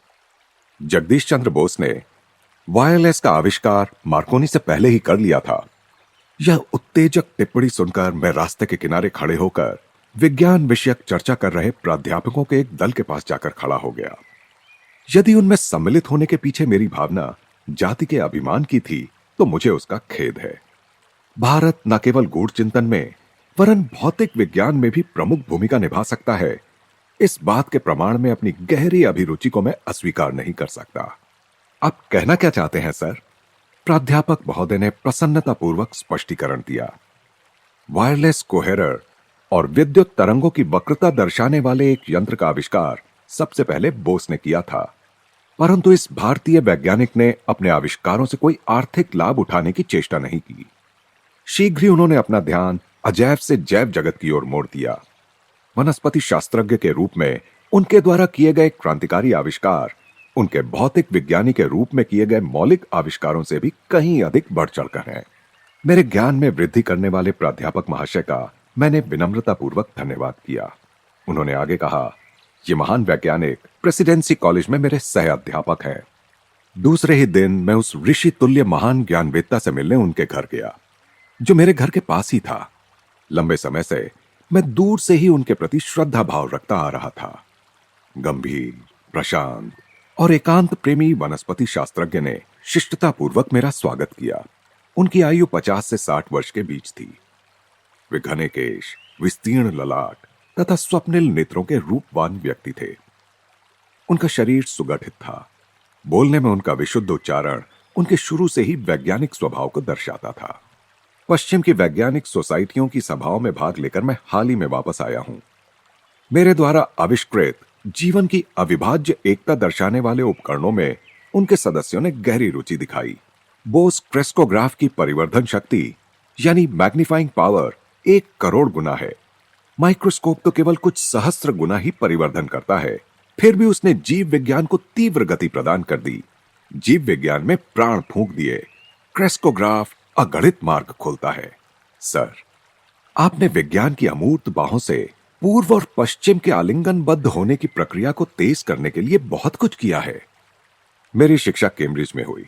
प्रयोगों के आधार पर ही किसी भी सिद्धांत की सूक्ष्म से सूक्ष्म जांच करने की पाश्चात्य पद्धति कितनी सराहनीय है। यह प्रयोग मूलक कार्य पद्धति मुझे अपनी पौर्वात्य विरासत में मिली आत्म परीक्षण की क्षमता के साथ जुड़कर और भी अधिक प्रभावी हो गई। इन दोनों के जोड़ ने मुझे दीर्घकाल से चले आ रहे प्रकृति जगत के मौन को तोड़ने में समर्थ बनाया। सारे भेद खोल देने वाले मेरे क्रेस्कोग्राफ के रेखा चित्र संदेह करने वाले किसी भी व्यक्ति के लिए यह प्रमाण है कि पेड़ पौधों में भी संवेदनशील स्नायु तंत्र होता है और उनका जीवन विभिन्न भावनाओं से युक्त भी होता है। प्रेम, घृणा, आनंद, भय, सुख, दुख, मूर्छा और अन्य उत्तेजनाओं के प्रति असंख्य प्रकार की प्रतिक्रियाओं की भावानुभूति जिस प्रकार सब प्राणियों को होती है, उसी प्रकार सब पेड़ पौधों को भी होती है। सर, आपके इस क्षेत्र में आगमन से पहले तो सारी सृष्टि में व्याप्त जीवन की अद्वितीय धड़कन एक कवि की कल्पना मात्र लगती होगी। एक संत को मैं कभी जानता था जो कभी कोई फूल नहीं तोड़ते थे। वे कहते थे, गुलाब के पौधे से मैं उसका सौंदर्याभिमान कैसे छीन लूं? अपनी उद्दंडता से उसे विवस्त्र करके उसके आत्मसम्मान को धक्का कैसे पहुंचाऊं? उनके उन सहानुभूतिपूर्ण शब्दों को आपके आविष्कारों ने अक्षरशः यथार्थ सिद्ध कर दिया है। कवि सत्य से अंतरंग होता है, जबकि वैज्ञानिक अजीबोगरीब ढंग से उस तक पहुंचने का प्रयास करता है। किसी दिन मेरी प्रयोगशाला में आकर क्रेस्कोग्राफ के असंदिग्ध प्रमाणों को देख लो। कृतज्ञतापूर्वक मैंने आमंत्रण स्वीकार कर उनसे विदा ली।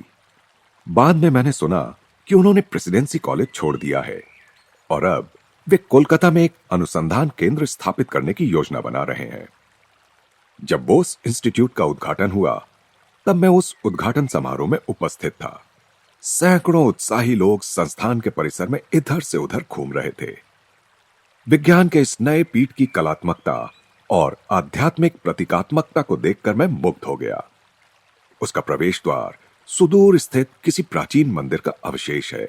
कमल पुष्पों से भरे एक जलकुंड के पीछे स्थित मशालधारी स्त्री मूर्ति नारी के लिए अमर प्रकाशदात्री के रूप में भारत के आदर को सूचित करती है। एक उद्यान में अगोचर ब्रह्म को समर्पित एक छोटा सा मंदिर है। मंदिर में मूर्ति विहीन रिक्त स्थान ईश्वर की निराकारता को सूचित करता है। इस उद्घाटन के महान अवसर पर सर जगदीश चंद्र बोस का भाषण ऐसा लग रहा था मानो वह सीधे किसी अंतः प्रेरित प्राचीन ऋषि के मुख से निःसृत हो रहा हो। इस संस्था को मैं आज केवल एक प्रयोगशाला के रूप में नहीं, वरन एक मंदिर के रूप में समर्पित करता हूं। उनकी आदरणीय महानता खचाखच भरे सभागृह पर एक अदृश्य चादर के समान छा गई।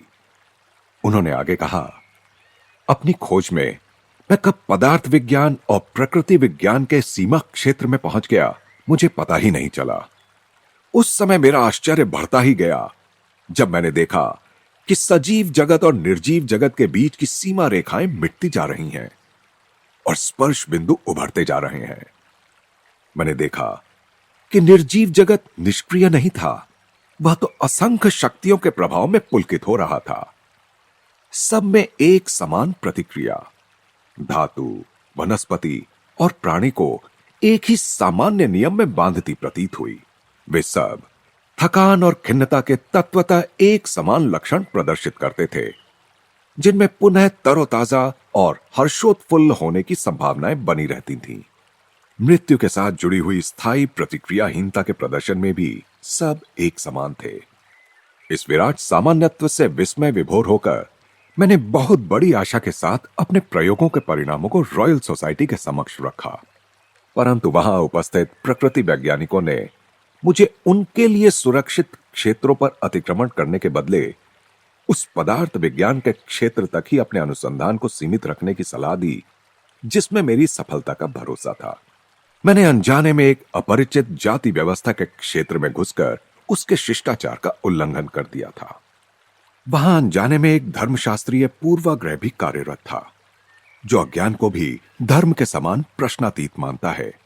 यह प्रायः भुला दिया जाता है कि जिस परम सत्ता ने हमें चारों ओर से सृष्टि के इस नित्य बढ़ते ही जाते रहस्य से घेर रखा है, उसी ने प्रश्न करने और समझने की इच्छा भी हम में प्रतिष्ठापित कर दी है।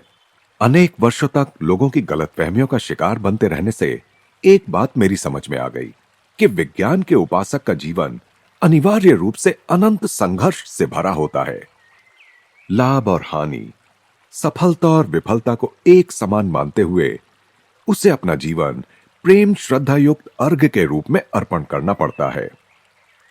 कालांतर में विश्व की प्रमुख वैज्ञानिक सोसाइटियों ने मेरे सिद्धांतों और निष्कर्षों को स्वीकार करके विज्ञान में भारत के योगदान को मान्य किया।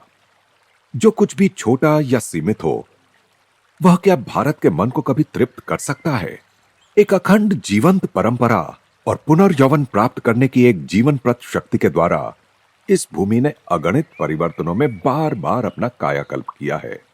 भारत में सदा ही ऐसे लोग उत्पन्न होते आए हैं जिन्होंने समय के तात्कालिक और मोहक पुरस्कार को ठुकराकर जीवन के सर्वोच्च अभीष्टों को पाने का प्रयास किया है। अकर्मण्य परित्याग द्वारा नहीं, वरन कर्मठ कठोर संघर्ष द्वारा।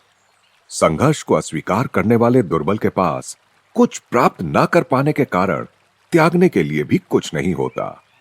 जिसने संघर्ष कर विजय प्राप्त की हो, केवल वही संसार को अपनी विजय के अनुभव का फल प्रदान कर उसे समृद्ध कर सकता है।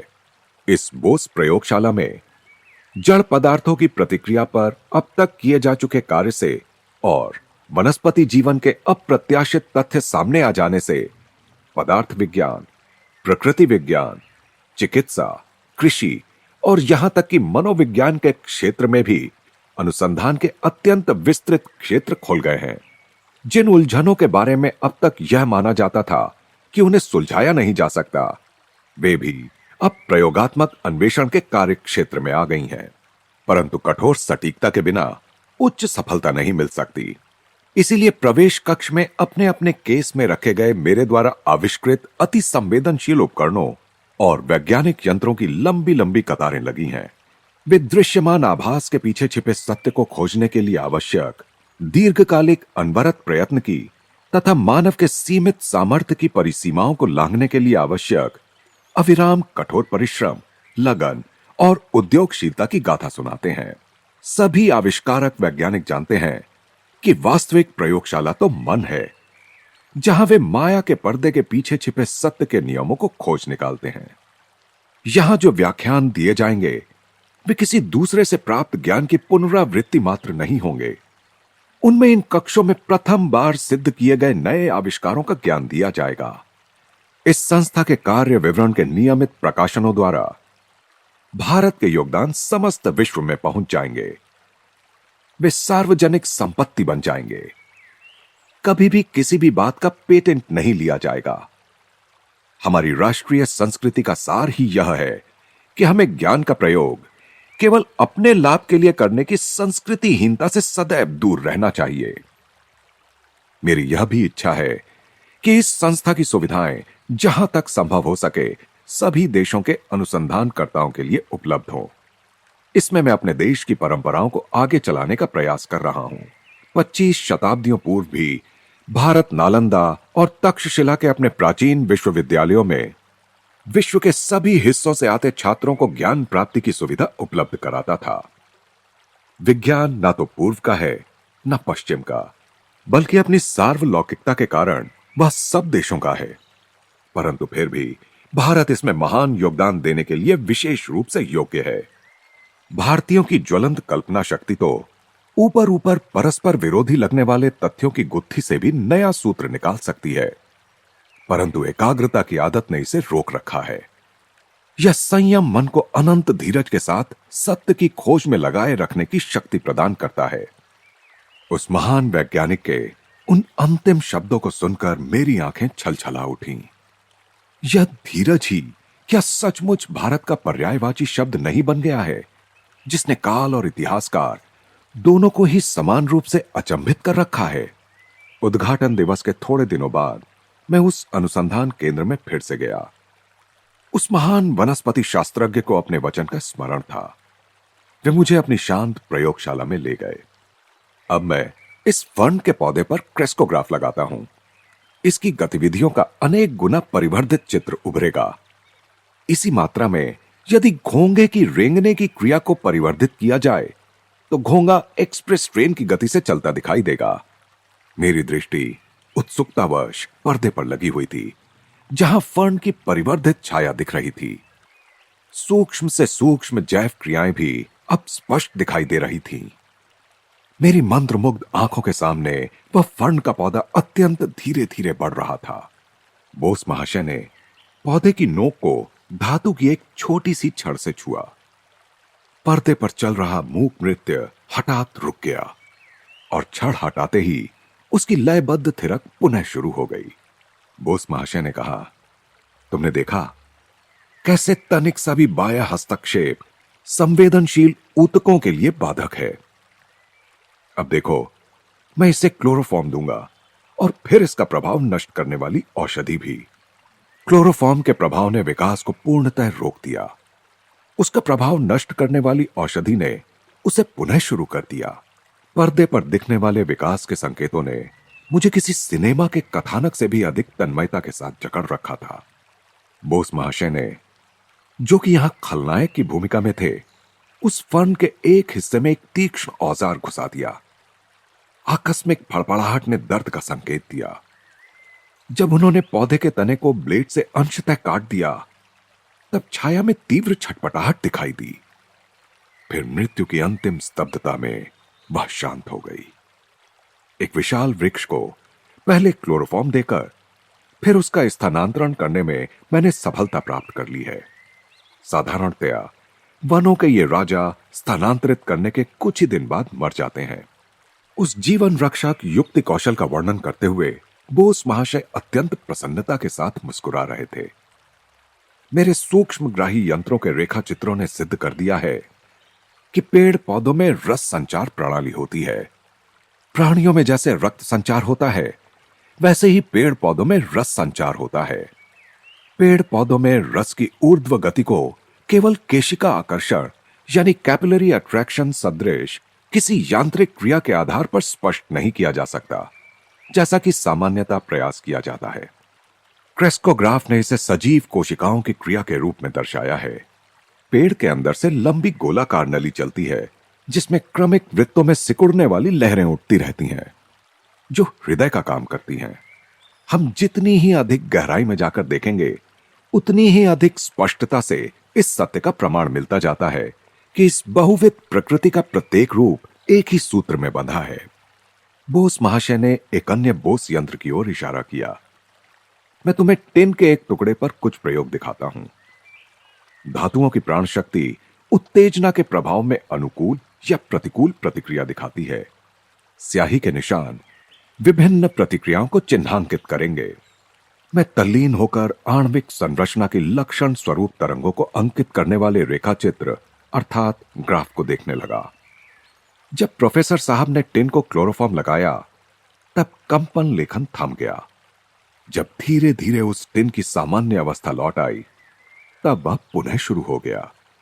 अब बोस महाशय ने एक विषैला रसायन लगाया। टिन के छटपटाते छोर के साथ साथ सुई ने अद्भुत रूप से रेखा चित्र पर मृत्यु की सूचना अंकित कर दी। वैज्ञानिक महोदय ने कहा, बोस यंत्रों ने प्रदर्शित कर दिया है कि कैंची और मशीनरी में प्रयुक्त इस्पात सदृश धातु भी थकते हैं और बीच बीच में विश्राम मिलने से उनमें पुनः ताजगी और कार्य क्षमता आ जाती है।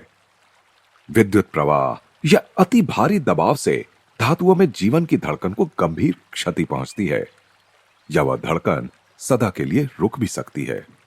उस कक्ष में चारों ओर रखे अथक प्रतिभा के मुखर प्रतीक असंख्य आविष्कारों पर मैंने दृष्टि दौड़ाई।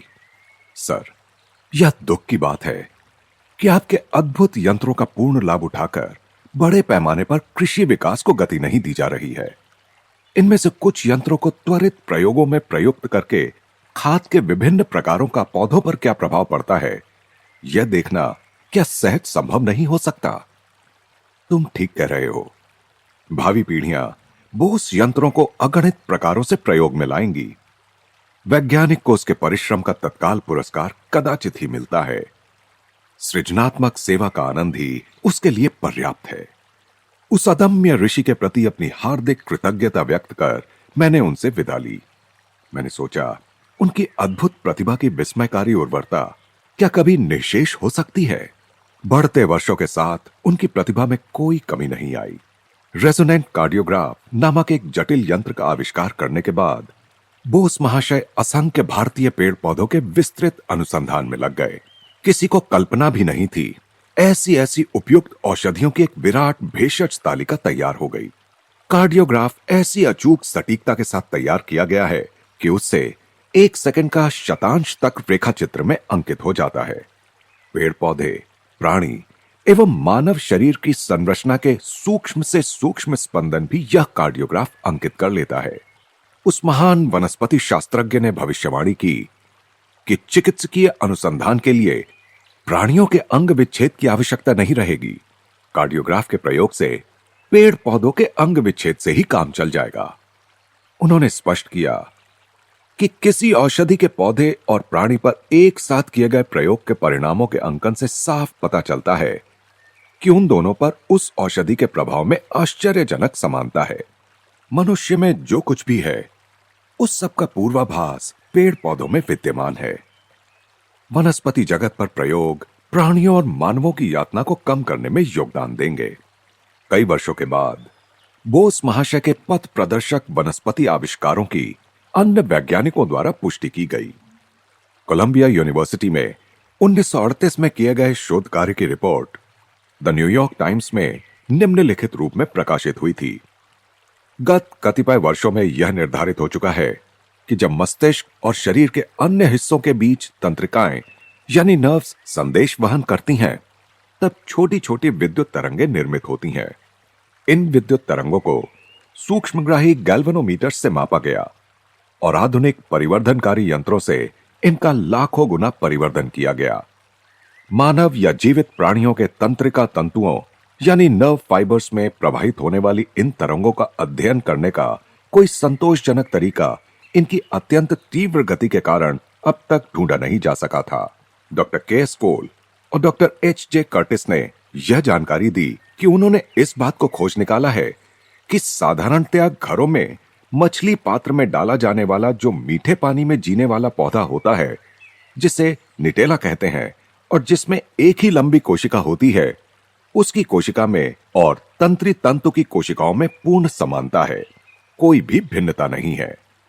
इसके अतिरिक्त उन्होंने यह भी पाया कि निटेला पौधे के तंतुओं को उत्तेजित किए जाने पर वे विद्युत तरंगे निर्माण करते हैं जो केवल गति को छोड़कर अन्य सब दृष्टियों से प्राणी और मानव के तंत्री तंतुओं में निर्माण होने वाली विद्युत तरंगों के समान ही होती हैं। इस पौधे के तंतुओं की विद्युत तरंगें प्राणियों के तंतुओं की विद्युत तरंगों से कहीं धीमे चलती देखी गईं।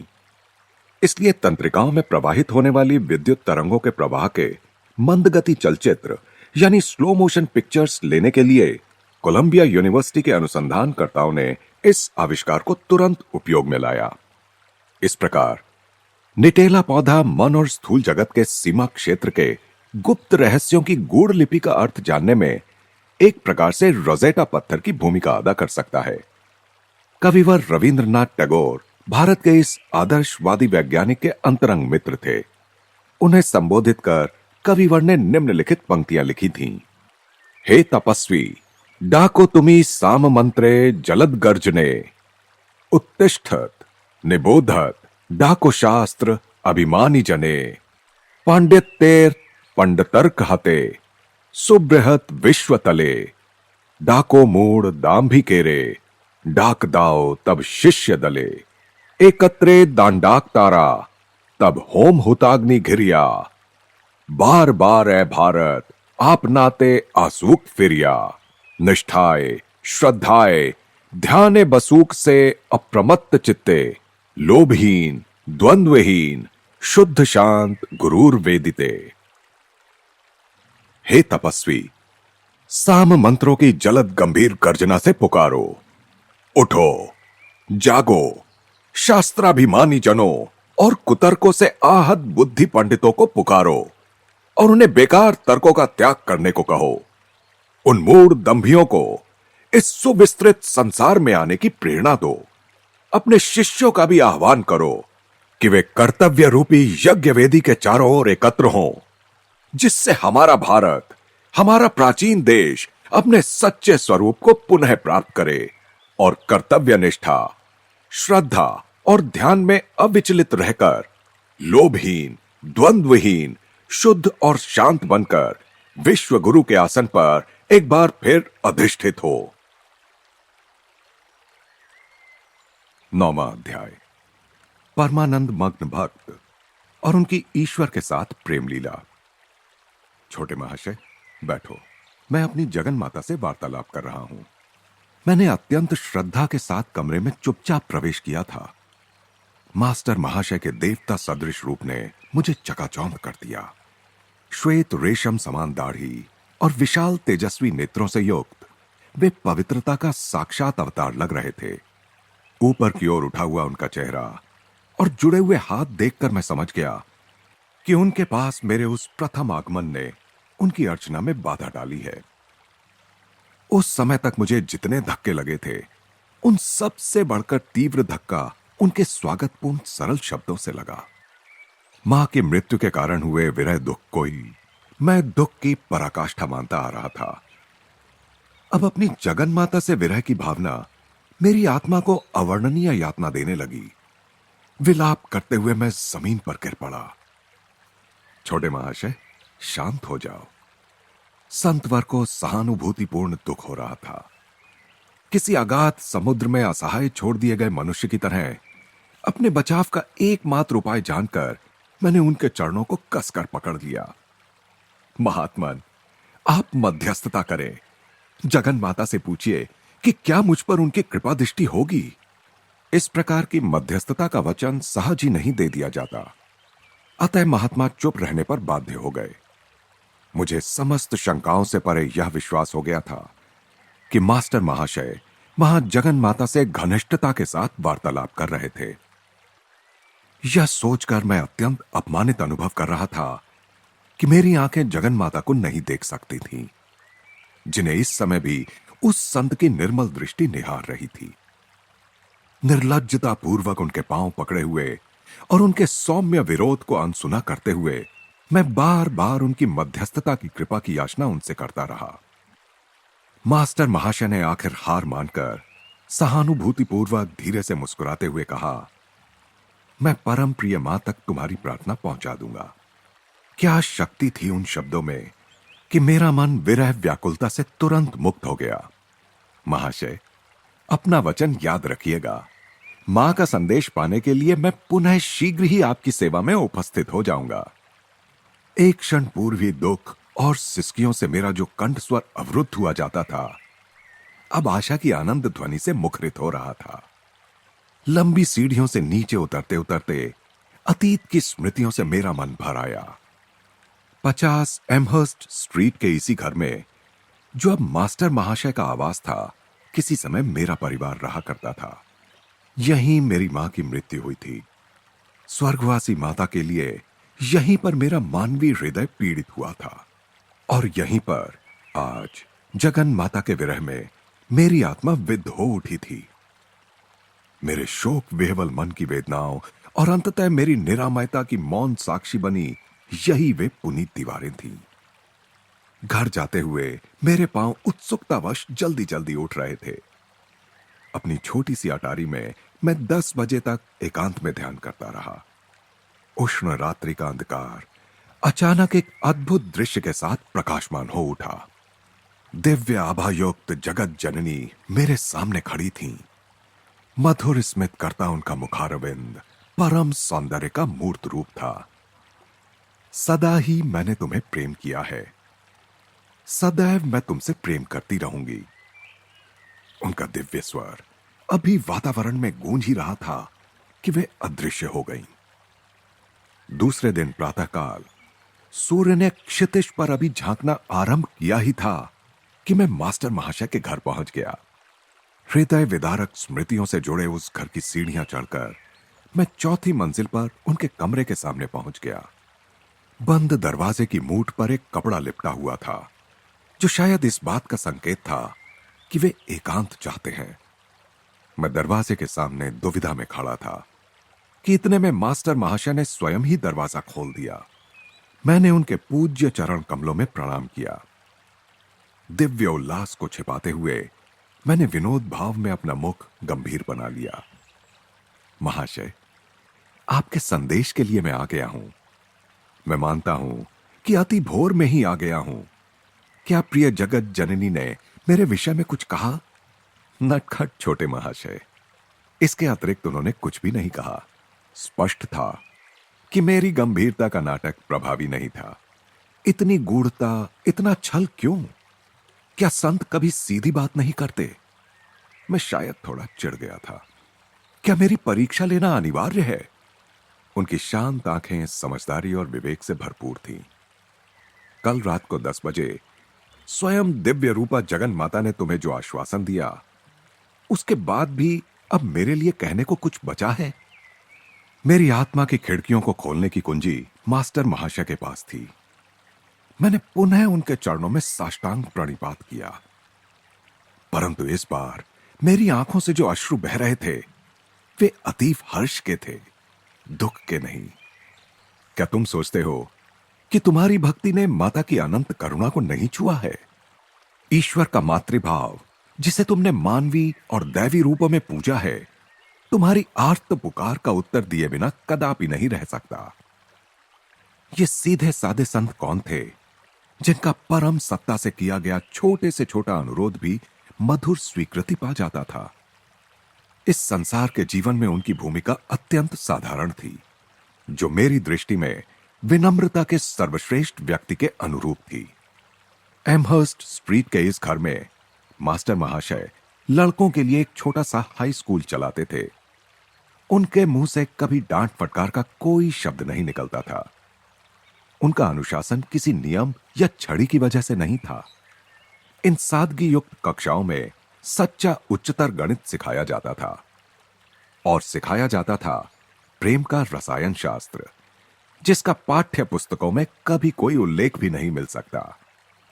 अगम्य प्रतीत होने वाले नीरस उपदेशों की अपेक्षा आध्यात्मिक संसर्ग के द्वारा ही वे अपने ज्ञान का प्रसार करते थे। जगत जननी के विशुद्ध प्रेम में वे इतने चूर रहते थे कि मान अपमान की बाह्य औपचारिकताओं की ओर उनका कोई ध्यान ही नहीं रहता था। उन्होंने मुझसे कहा, मैं तुम्हारा गुरु नहीं हूं, तुम्हारे गुरु थोड़े समय बाद आएंगे। उनके मार्गदर्शन में प्रेम और भक्ति के रूप में तुम्हें मिली ईश्वर की अनुभूतियां उनके अगाध ज्ञान की अनुभूतियों में रूपांतरित हो जाएंगी। प्रतिदिन दोपहर ढलते ढलते मैं एमहर्स्ट स्ट्रीट में उनके घर पहुंच जाता। मुझे मास्टर महाशय के उस दिव्य चषक की चाह रहती थी, जो इतना लबालब भरा हुआ था कि उसकी बूंदें प्रतिदिन मेरे ऊपर छलकती थीं। पहले कभी भी इतने भक्ति भाव से मैं नतमस्तक नहीं हुआ था। अब तो मास्टर महाशय के चरण स्पर्श से पुनीत हुई भूमि पर केवल चलने का अवसर मिलने को भी मैं अपना सौभाग्य मानने लगा। महाशय, कृपया इस चंपक माला को धारण कीजिए, मैंने यह खास आपके लिए बनाई है। एक दिन शाम को मैं अपनी पुष्पमाला हाथ में लिए उनके घर पहुंच गया। परंतु बार बार इस सम्मान को अस्वीकार करते हुए वे संकोच से पीछे हट गए। मेरे दुख का अनुभव करते हुए अंततः उन्होंने मुस्कुराते हुए उसे स्वीकार कर लिया। चूंकि हम दोनों ही मां के भक्त हैं, इसलिए इस शरीर में वास करने वाली मां के प्रति अपनी श्रद्धा के रूप में तुम वह माला इस देह मंदिर को पहना सकते हो। उनके विशाल स्वभाव में कहीं तनिक भी जगह नहीं थी कि अहंकार अपना पग जमा सके। कल हम मेरे गुरु के वास से सदा के लिए धन्य हुए दक्षिणेश्वर के काली मंदिर चलेंगे। मास्टर महाशय ईसा सदृश गुरु श्री रामकृष्ण परमहंस के शिष्य थे। अगले दिन सुबह दक्षिणेश्वर तक की 4 मील की यात्रा हमने नाव से तय की। काली के 9 गुंबदों वाले मंदिर में हमने प्रवेश किया, जहां मां काली और शिव की मूर्ति अति कौशल से निर्मित चांदी के चमकदार सहस्त्रदल कमल पर विराजमान है। मास्टर महाशय आनंद से प्रफुल्लित हो उठे। वे अपनी प्रियतम मां के साथ अथक प्रेम लीला में मग्न थे।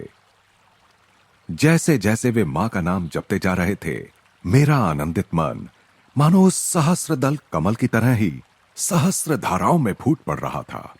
कुछ देर बाद हम दोनों उस पुण्य भूमि में टहलते टहलते झाऊ के झुरमुट में जाकर रुक गए। इस पेड़ की विशेषता स्वरूप इससे झरने वाला मधुर रस मानो मास्टर महाशय से झरते अमृत का प्रतीक था। उनका नाम जब चलता ही जा रहा था। झाऊ के गुलाबी परदार पुष्पों के बीच मैं घास पर सख्त निश्चल शरीर से बैठा रहा। उतने समय के लिए मैं शरीर को भूलकर दिव्य लोकों की यात्रा करता रहा। इस संत के साथ की गई दक्षिणेश्वर की अनेक तीर्थ यात्राओं में यह प्रथम थी।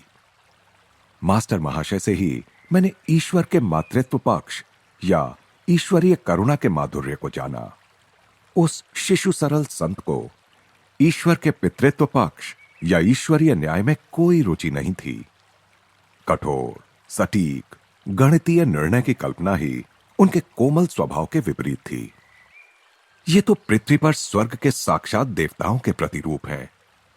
एक दिन उन्हें प्रार्थना करते देख मेरे मन में उनके प्रति प्रेम से भरकर यह विचार उठा। किसी प्रकार की निंदा, आलोचना या गुण दोष का विचार कभी उनके मन में नहीं उठा। वे तो इस जगत को आद्य पवित्रता से चिर परिचित अपनी दृष्टि से ही निहारते थे। उनकी काया, वाणी, मन, कर्म सब कुछ उनकी आत्मा की सरलता के साथ सहज सुसामंजस्य रखते थे। मेरे गुरुदेव ने मुझे यही बताया था। अपने हर उपदेश को किसी प्रकार के आग्रह या अधिकार वाणी के बिना इसी श्रद्धा पूरित वाक्य के साथ वे समाप्त करते थे। श्री रामकृष्ण के साथ मास्टर महाशय की एकात्मता इतनी गहरी हो गई थी कि अपने किसी भी विचार को अब वे अपना विचार नहीं मानते थे। एक दिन संध्या समय मास्टर महाशय और मैं एक दूसरे का हाथ थामे उनके स्कूल के पास वाले रास्ते पर चल रहे थे, और तभी मेरा आनंद फीका हो गया जब एक परिचित घमंडी व्यक्ति वहां आ पहुंचा। उसने अपने लंबे प्रवचन से हमें तंग कर दिया। मैं देख रहा हूं कि तुम इस आदमी से प्रसन्न नहीं हो। मास्टर महाशय की मेरे कान में यह फुसफुसाहट अपनी ही बातों में मग्न उस घमंडी को सुनाई नहीं दी। मैंने इस बारे में जगन माता को बता दिया है। उन्हें भी हमारी दुखद परिस्थिति का ज्ञान है। उन्होंने वचन दिया है कि जैसे ही हम उस लाल मकान के पास पहुंचेंगे, वे इस आदमी को एक अत्यावश्यक काम की याद दिला देंगी। मेरी दृष्टि उस मुक्ति स्थल पर लगी रही। उसके लाल द्वार पर पहुंचते ही अपना अधूरा वाक्य भी पूरा किए बिना और कुछ भी कहे बिना वह व्यक्ति अचानक मुड़कर चला गया। विक्षुब्ध वातावरण में फिर से शांति छा गई। एक अन्य दिन मैं हावड़ा रेलवे स्टेशन के पास अकेला ही टहल रहा था। एक पल के लिए मैं एक छोटे से मंदिर के पास खड़ा हो गया और वहां ढोलक, करताल के शोर में जोर जोर से कीर्तन करते लोगों को मन ही मन कोसने लगा। केवल मुंह से तोते की तरह प्रभु का पवित्र नाम लेते रहने वाले इन लोगों के कीर्तन में भक्ति का कितना अभाव है, मैं मन ही मन सोच रहा था। अचानक मास्टर महाशय को तेज कदमों से अपनी ओर आते देखकर मैं विस्मित हो गया। महाशय, आप यहां कैसे? उस संत ने मेरे प्रश्न की ओर कोई ध्यान न देकर सीधे मेरे मन के विचार का उत्तर दिया। क्या यह सच नहीं है छोटे महाशय कि प्रभु का नाम किसी भी मुंह से क्यों ना निकला हो, मधुर ही लगता है, चाहे वह मुंह अज्ञानी का हो या ज्ञानी का। उन्होंने स्नेहपूर्वक एक हाथ से मुझे अपने अंक में भर लिया। उनके जादू के गलीचे पर सवार होकर मैं तुरंत जगत जननी के दयामयी सानिध्य में पहुंच गया। क्या तुम कुछ बायोस्कोप देखना चाहोगे? एक दिन अपराह्न में एकांत प्रिय मास्टर महाशय से यह प्रश्न सुनकर मुझे आश्चर्य हुआ। उस समय भारत में चलचित्र को बायोस्कोप कहते थे। मैं सहमत हो गया। किसी भी कारण से क्यों ना हो, उनके सानिध्य में रहने का आनंद मेरे लिए पर्याप्त था। द्रुत गति से चलते हुए थोड़ी ही देर में हम कोलकाता विश्वविद्यालय के सामने स्थित बगीचे में पहुंच गए। मास्टर महाशय ने वहां जलकुंड के पास स्थित एक बेंच की ओर इशारा किया। यहां कुछ देर बैठते हैं। मेरे गुरुदेव ने मुझे बताया था कि जब भी कोई जलाशय दिखाई दे तो ध्यान करना चाहिए। यहां यह शांत जल ईश्वर की विराट शांति का स्मरण कराता है। जिस प्रकार जल में सभी वस्तुओं का प्रतिबिंब पड़ता है, उसी प्रकार संपूर्ण ब्रह्मांड विश्व चैतन्य में प्रतिबिंबित होता है। मेरे गुरुदेव प्रायः यह कहते थे। थोड़ी देर बाद हम विश्वविद्यालय के एक कक्ष में गए, जहां एक लेक्चर चल रहा था। बीच बीच में स्लाइड से चित्र भी दिखाए जा रहे थे, किंतु वह लेक्चर और स्लाइड शो दोनों ही समान रूप से अत्यंत नीरस थे। तो यह है वह बायोस्कोप जो मास्टर महाशय मुझे दिखाना चाहते थे। मैं अधीर हो उठा था, परंतु चेहरे पर उकताहट का कोई भाव लाकर मैं मास्टर महाशय को दुखी नहीं करना चाहता था। इतने में वे चुपचाप मेरी ओर झुके। मैं देख रहा हूं छोटे महाशय कि तुम्हें यह बायोस्कोप अच्छा नहीं लग रहा है। मैंने यह बात जगत जननी को बता दी है और उन्हें भी हम दोनों से पूर्ण सहानुभूति है। उन्होंने मुझसे कहा है कि अभी बिजली की रोशनी बंद हो जाएगी और पुनः तब तक नहीं जलेगी जब तक हम दोनों यहां से खिसक ना लें। जैसे ही मेरे कान में चल रही उनकी यह फुसफुसाहट समाप्त हुई, कक्ष में अंधेरा छा गया। अब तक ऊंची आवाज में जोर जोर से व्याख्यान दे रहे प्रोफेसर महोदय की वाणी विस्मय से एक पल के लिए रुक गई और फिर उन्होंने कहा, इस कक्ष की विद्युत प्रणाली में कुछ गड़बड़ मालूम होती है। इतने समय में मास्टर महाशय और मैं उस कक्ष के द्वार से बाहर निकल चुके थे। बरामदे में से जाते हुए मैंने पलटकर पीछे देखा तो उस कक्ष में फिर से रोशनी हो गई थी। छोटे महाशय, उस बायोस्कोप से तुम निराश हो गए थे, परंतु मैं समझता हूं कि तुम्हें एक दूसरा बायोस्कोप अवश्य पसंद आएगा। मास्टर महाशय और मैं विश्वविद्यालय भवन के सामने एक फुटपाथ पर खड़े थे। उन्होंने हृदय के स्थान पर मेरी छाती पर धीरे से थपकी दी। उसी के साथ मुझ पर एक अद्भुत निस्तब्धता छा गई। जिस प्रकार ध्वनि यंत्र में खराबी आ जाने पर आधुनिक सिनेमा भी मूक चलचित्र बन जाते हैं, उसी प्रकार विधाता के हाथ ने किसी अगम्य चमत्कार के द्वारा जगत के सारे कोलाहल का गला घोंट दिया। पदयात्री, ट्राम गाड़ियां, मोटर कारें, बैलगाड़ियां, लोहे के चक्कों वाली घोड़ा गाड़ियां, सब बिना कोई आवाज किए इधर से उधर आ जा रहे थे। मैं अपने पीछे, दाएं, बाएं के सभी दृश्य वैसे ही देख रहा था जैसे अपने सामने के दृश्य। मानो मेरी दृष्टि सर्वव्यापी हो गई हो। कोलकाता के उस छोटे से हिस्से की समस्त गतिविधियों का परिदृश्य मेरे समक्ष बिना कोई आवाज किए चल रहा था। राख की पतली परत के नीचे नजर आने वाली अग्नि की दीप्ति के समान मध्यम प्रभा सारे परिदृश्य में व्याप्त थी। मेरा अपना शरीर उस परिदृश्य में विद्यमान अनेक अनेक परछाइयों से अधिक कुछ भी नहीं लग रहा था। फर्क सिर्फ इतना था कि मेरे शरीर की परछाई निश्चल थी, जबकि अन्य सभी परछाइयां बिना किसी आवाज के इधर उधर आ जा रही थीं। कई लड़के जो मेरे मित्र ही थे मेरी ओर आए और चले गए। यद्यपि उन्होंने मेरी ओर सीधे देखा, परंतु उसमें पहचान का कोई संकेत तक नहीं था। इस अद्वितीय मूक नाट्य ने मुझे एक अवर्णनीय आनंद से विभोर कर दिया। मैं किसी आनंदामृत के झरने से जी भरकर अमृत पान कर रहा था। अकस्मात मेरी छाती पर पुनः मास्टर महाशय का कोमल आघात हुआ। जगत का कर्ण कर्कश कोलाहल मेरी अनिच्छुक श्रवणेंद्रियों पर टूट पड़ा। मैं लड़खड़ाया जैसे किसी ने अत्यंत नाजुक स्वप्न से निष्ठुरतापूर्वक जगा दिया हो। वह दिव्य मदिरा मेरी पहुंच से बाहर हटा दी गई थी। छोटे महाशय, मैं देख रहा हूं कि यह दूसरा बायोस्कोप तुम्हें अच्छा लगा। वे मुस्कुरा रहे थे। मैं कृतज्ञतावश उनके सामने भूमि पर माथा टेकने के लिए झुकने लगा। उन्होंने कहा, अब तुम मेरे साथ यह नहीं कर सकते। तुम जान गए हो कि भगवान तुम्हारे देह मंदिर में भी स्थित है। मैं जगन माता को तुम्हारे हाथों के माध्यम से अपने चरणों को छूने नहीं दूंगा। यदि किसी ने सीधे साधे विनम्र मास्टर महाशय को और मुझे उस समय उस भीड़ भरे फुटपाथ से दूर जाते देखा होगा तो उसे अवश्य ही संदेह हुआ होगा कि हम दोनों नशे में धुत हैं। मुझे लग रहा था कि संध्या के प्रकाश की रंग बदलती छटाएं भी हमारी ही तरह ईश्वर के नशे में डूबी जा रही थी। तुच्छ शब्दों में उनकी महत कृपा का वर्णन करने का प्रयास करते हुए यह विचार मेरे मन में आए बिना नहीं रहता कि क्या मास्टर महाशय और अन्य संतजनों को जिनसे मैं मिला था उस समय यह ज्ञात होगा कि अनेक वर्षों परांत मैं एक पाश्चात्य देश में बैठकर उनके भगवत भक्ति रस से ओतप्रोत जीवन की गाथाएं लिखूंगा।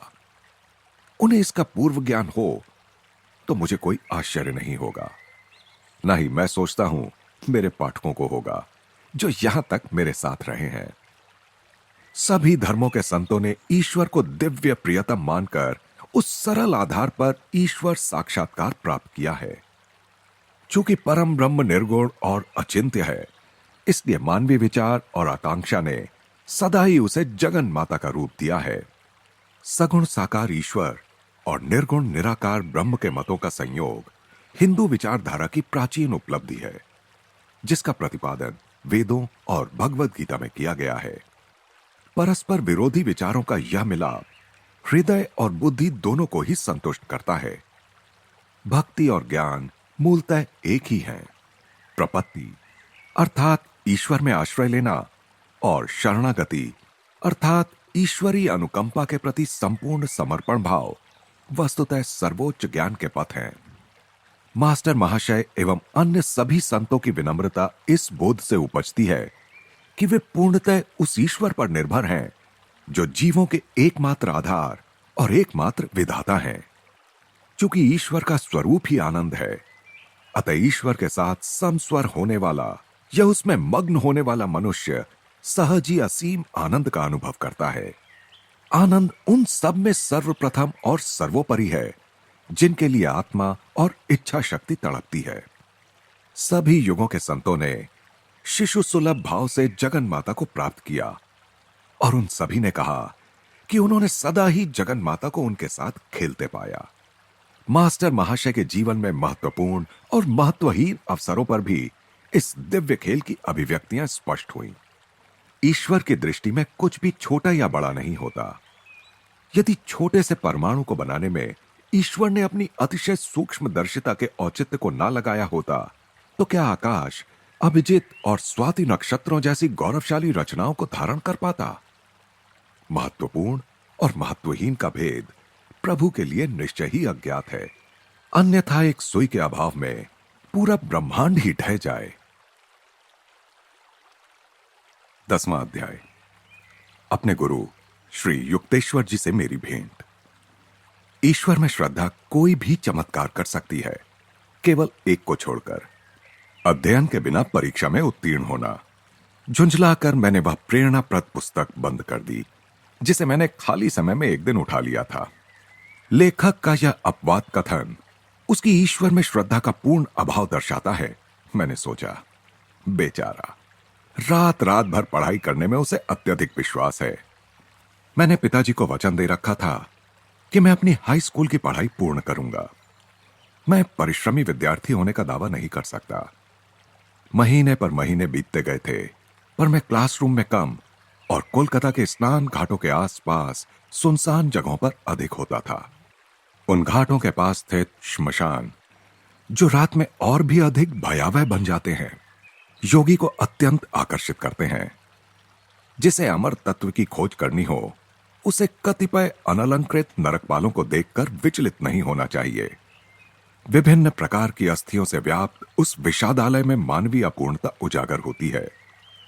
इस प्रकार मेरा रात्रि जागरण विद्यार्थियों के रात्रि जागरण से भिन्न प्रकार का था। हिंदू हाई स्कूल की वार्षिक परीक्षा का सप्ताह तेजी से निकट आ रहा था। परीक्षा का यह समय भी भूत प्रेतों से युक्त उन श्मशानों की तरह ही एक सुपरिचित दहशत मन में उत्पन्न करता है। फिर भी मेरा मन शांत था। भूत पिशाचों के क्षेत्र में जा जाकर मैं एक ऐसे ज्ञान को खोद कर निकाल रहा था जो स्कूली कक्षाओं में कभी नहीं मिल सकता। परंतु मेरे पास स्वामी प्रणवानंद जी का कौशल नहीं था, जो एक ही समय में दो स्थानों पर आसानी से उपस्थित हो सकते थे। मेरा तर्क, जो कि अफसोस अनेक लोगों को कुतर्क लगता है, यह था कि प्रभु मेरी दुविधा को समझकर मुझे उससे उबार लेंगे। विपत्तियों से तत्क्षण उबारने के ईश्वर के हजारों स्पष्टीकरणातीत कारनामों से भक्त के मन में ऐसी तर्क शून्यता आ जाती है। अरे मुकुंद, आजकल तो तुम्हारे दर्शन ही नहीं होते। एक दिन अपराह्न गढ़पार रोड पर मेरी ही कक्षा के एक सहपाठी से अचानक भेंट हुई तो उसने मुझसे कहा, ओह नंतू, लगता है स्कूल में मेरी अनुपस्थिति ने मुझे निश्चित तौर पर कठिन परिस्थिति में डाल दिया है। मैंने उसकी स्नेहपूर्ण दृष्टि के आगे अपने हृदय का भार हल्का किया। नंतू, जो एक तीक्ष्ण बुद्धि छात्र था, दिल खोलकर हंसने लगा। आखिर मेरी परिस्थिति भी हास्यजनक ही थी। वार्षिक परीक्षा के लिए तो तुम बिल्कुल भी तैयार नहीं हो, उसने कहा। लगता है अब मुझे ही तुम्हारी सहायता करनी होगी। नंतू के ये सहज सरल शब्द दैवी आश्वासन बनकर मेरे कानों में उतरे। तत्परता के साथ मैं उसके घर गया। परीक्षा में जिन प्रश्नों के पूछे जाने की संभावना उसे प्रतीत हो रही थी, उनके उत्तर उसने मुझे समझा दिए। ये प्रश्न ऐसे दाने हैं जो अनेक भोले भाले विद्यार्थियों को परीक्षा के जाल में फंसा लेंगे। मेरे उत्तरों को ठीक से याद करोगे तो तुम उस जाल से सही सलामत निकल जाओगे। जब मैं उसके घर से निकला तब काफी रात बीत गई थी। उधार की विद्वता से लबालब भरा हुआ मैं पूरे भक्तिभाव के साथ प्रार्थना कर रहा था कि अगले कुछ संकटपूर्ण दिनों में वह पांडित्य मुझ में बना रहे। नंतू ने मुझे अपने विभिन्न विषयों में परीक्षा के लिए तैयार कर दिया था, परंतु समयाभाव के कारण संस्कृत को भूल गया था। मैंने उत्कटतापूर्वक भगवान को इस भूल की याद दिला दी। दूसरे दिन प्रातःकाल मैं चलते कदमों की लय पर अपना नया ज्ञान आत्मसात करता हुआ सैर कर रहा था। रास्ते के कोने पर खाली पड़े भूखंड की घास पात से गुजरते हुए अचानक मेरी दृष्टि कुछ छपे हुए बिखरे पड़े कागजों पर पड़ी। मैंने झपट कर कागज उठा लिए। मेरा झपटना सार्थक भी हुआ। मेरे हाथ में संस्कृत श्लोक थे। उनका अर्थ लगाने के अपने लड़खड़ाते प्रयासों में सहायता के लिए मैंने एक पंडित को पकड़ा। उनकी मधुर वाणी ने वातावरण को उस प्राचीन भाषा के निनादी मधुर सौंदर्य से भर दिया। इन असामान्य श्लोकों को सीखकर संस्कृत की तुम्हारी परीक्षा में कोई सहायता नहीं हो सकती। पंडित ने उन श्लोकों को निश्चय पूर्वक मेरे लिए बेकार ठहराया, परंतु उन श्लोकों का अर्थ जानने के कारण ही दूसरे दिन मैं संस्कृत की परीक्षा में पास हो सका। नंतू ने अपनी दूरदृष्टि से जो सहायता मुझे दी थी, उसके कारण मुझे अपने अन्य सभी विषयों में भी उत्तीर्णांक मिल गए। पिताजी खुश हुए कि मैंने हाई स्कूल की पढ़ाई पूरी करने का अपना वचन निभाया था। मेरी कृतज्ञता ईश्वर के चरणों में समर्पित हुई। मैं जानता था कि केवल उनकी प्रेरणा के कारण ही मैं नंतू के घर पहुंचा था और कूड़े से भरे भूखंड के अप्रचलित मार्ग से भी उन्हीं की प्रेरणा से गया था। उन्होंने अपनी लीला करते हुए मुझे उबारने की अपनी यथा समय योजना की दोहरी अभिव्यक्ति प्रदर्शित की थी। निरर्थक मानकर रद्दी हुई उस पुस्तक पर मेरी दृष्टि पड़ी जिसके लेखक ने परीक्षा भवन में ईश्वर की महत्ता को अपर्याप्त माना था। मेरे मन में उठे इस विचार पर मैं अपनी हंसी नहीं रोक पाया। यदि मैं इस लेखक को बता दूं कि मृतदेहों के अवशेषों के बीच बैठकर ईश्वर का ध्यान करना हाई स्कूल परीक्षा पास करने का सहज उपाय है, तो उसकी उलझनें और अधिक बढ़ जाएंगी। नई प्रतिष्ठा से गौरवान्वित होकर अब मैं खुले रूप से घर छोड़ने की योजना बनाने लगा। अपने एक समवयस्क मित्र जितेंद्र मजूमदार के साथ वाराणसी के एक आश्रम श्री भारत धर्म महामंडल में जाकर रहने का और वहां आध्यात्मिक शिक्षा ग्रहण करने का मैंने निश्चय किया।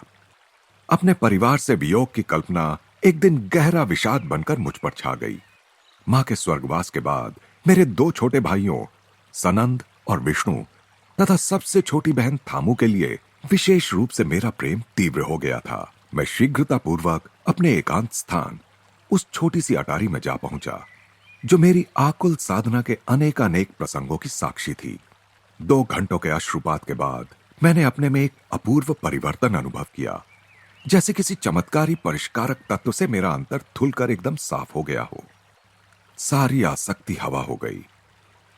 मित्रों के मित्र ईश्वर की खोज करने का मेरा निश्चय और भी दृढ़ हो गया। मैं पिताजी के समक्ष उनका आशीर्वाद लेने के लिए खड़ा था। तब उन्होंने मर्माहत होकर कहा, मैं तुमसे आखिरी बार अनुरोध करता हूं, मेरा और अपने शोकाकुल भाई बहनों का त्याग मत करो।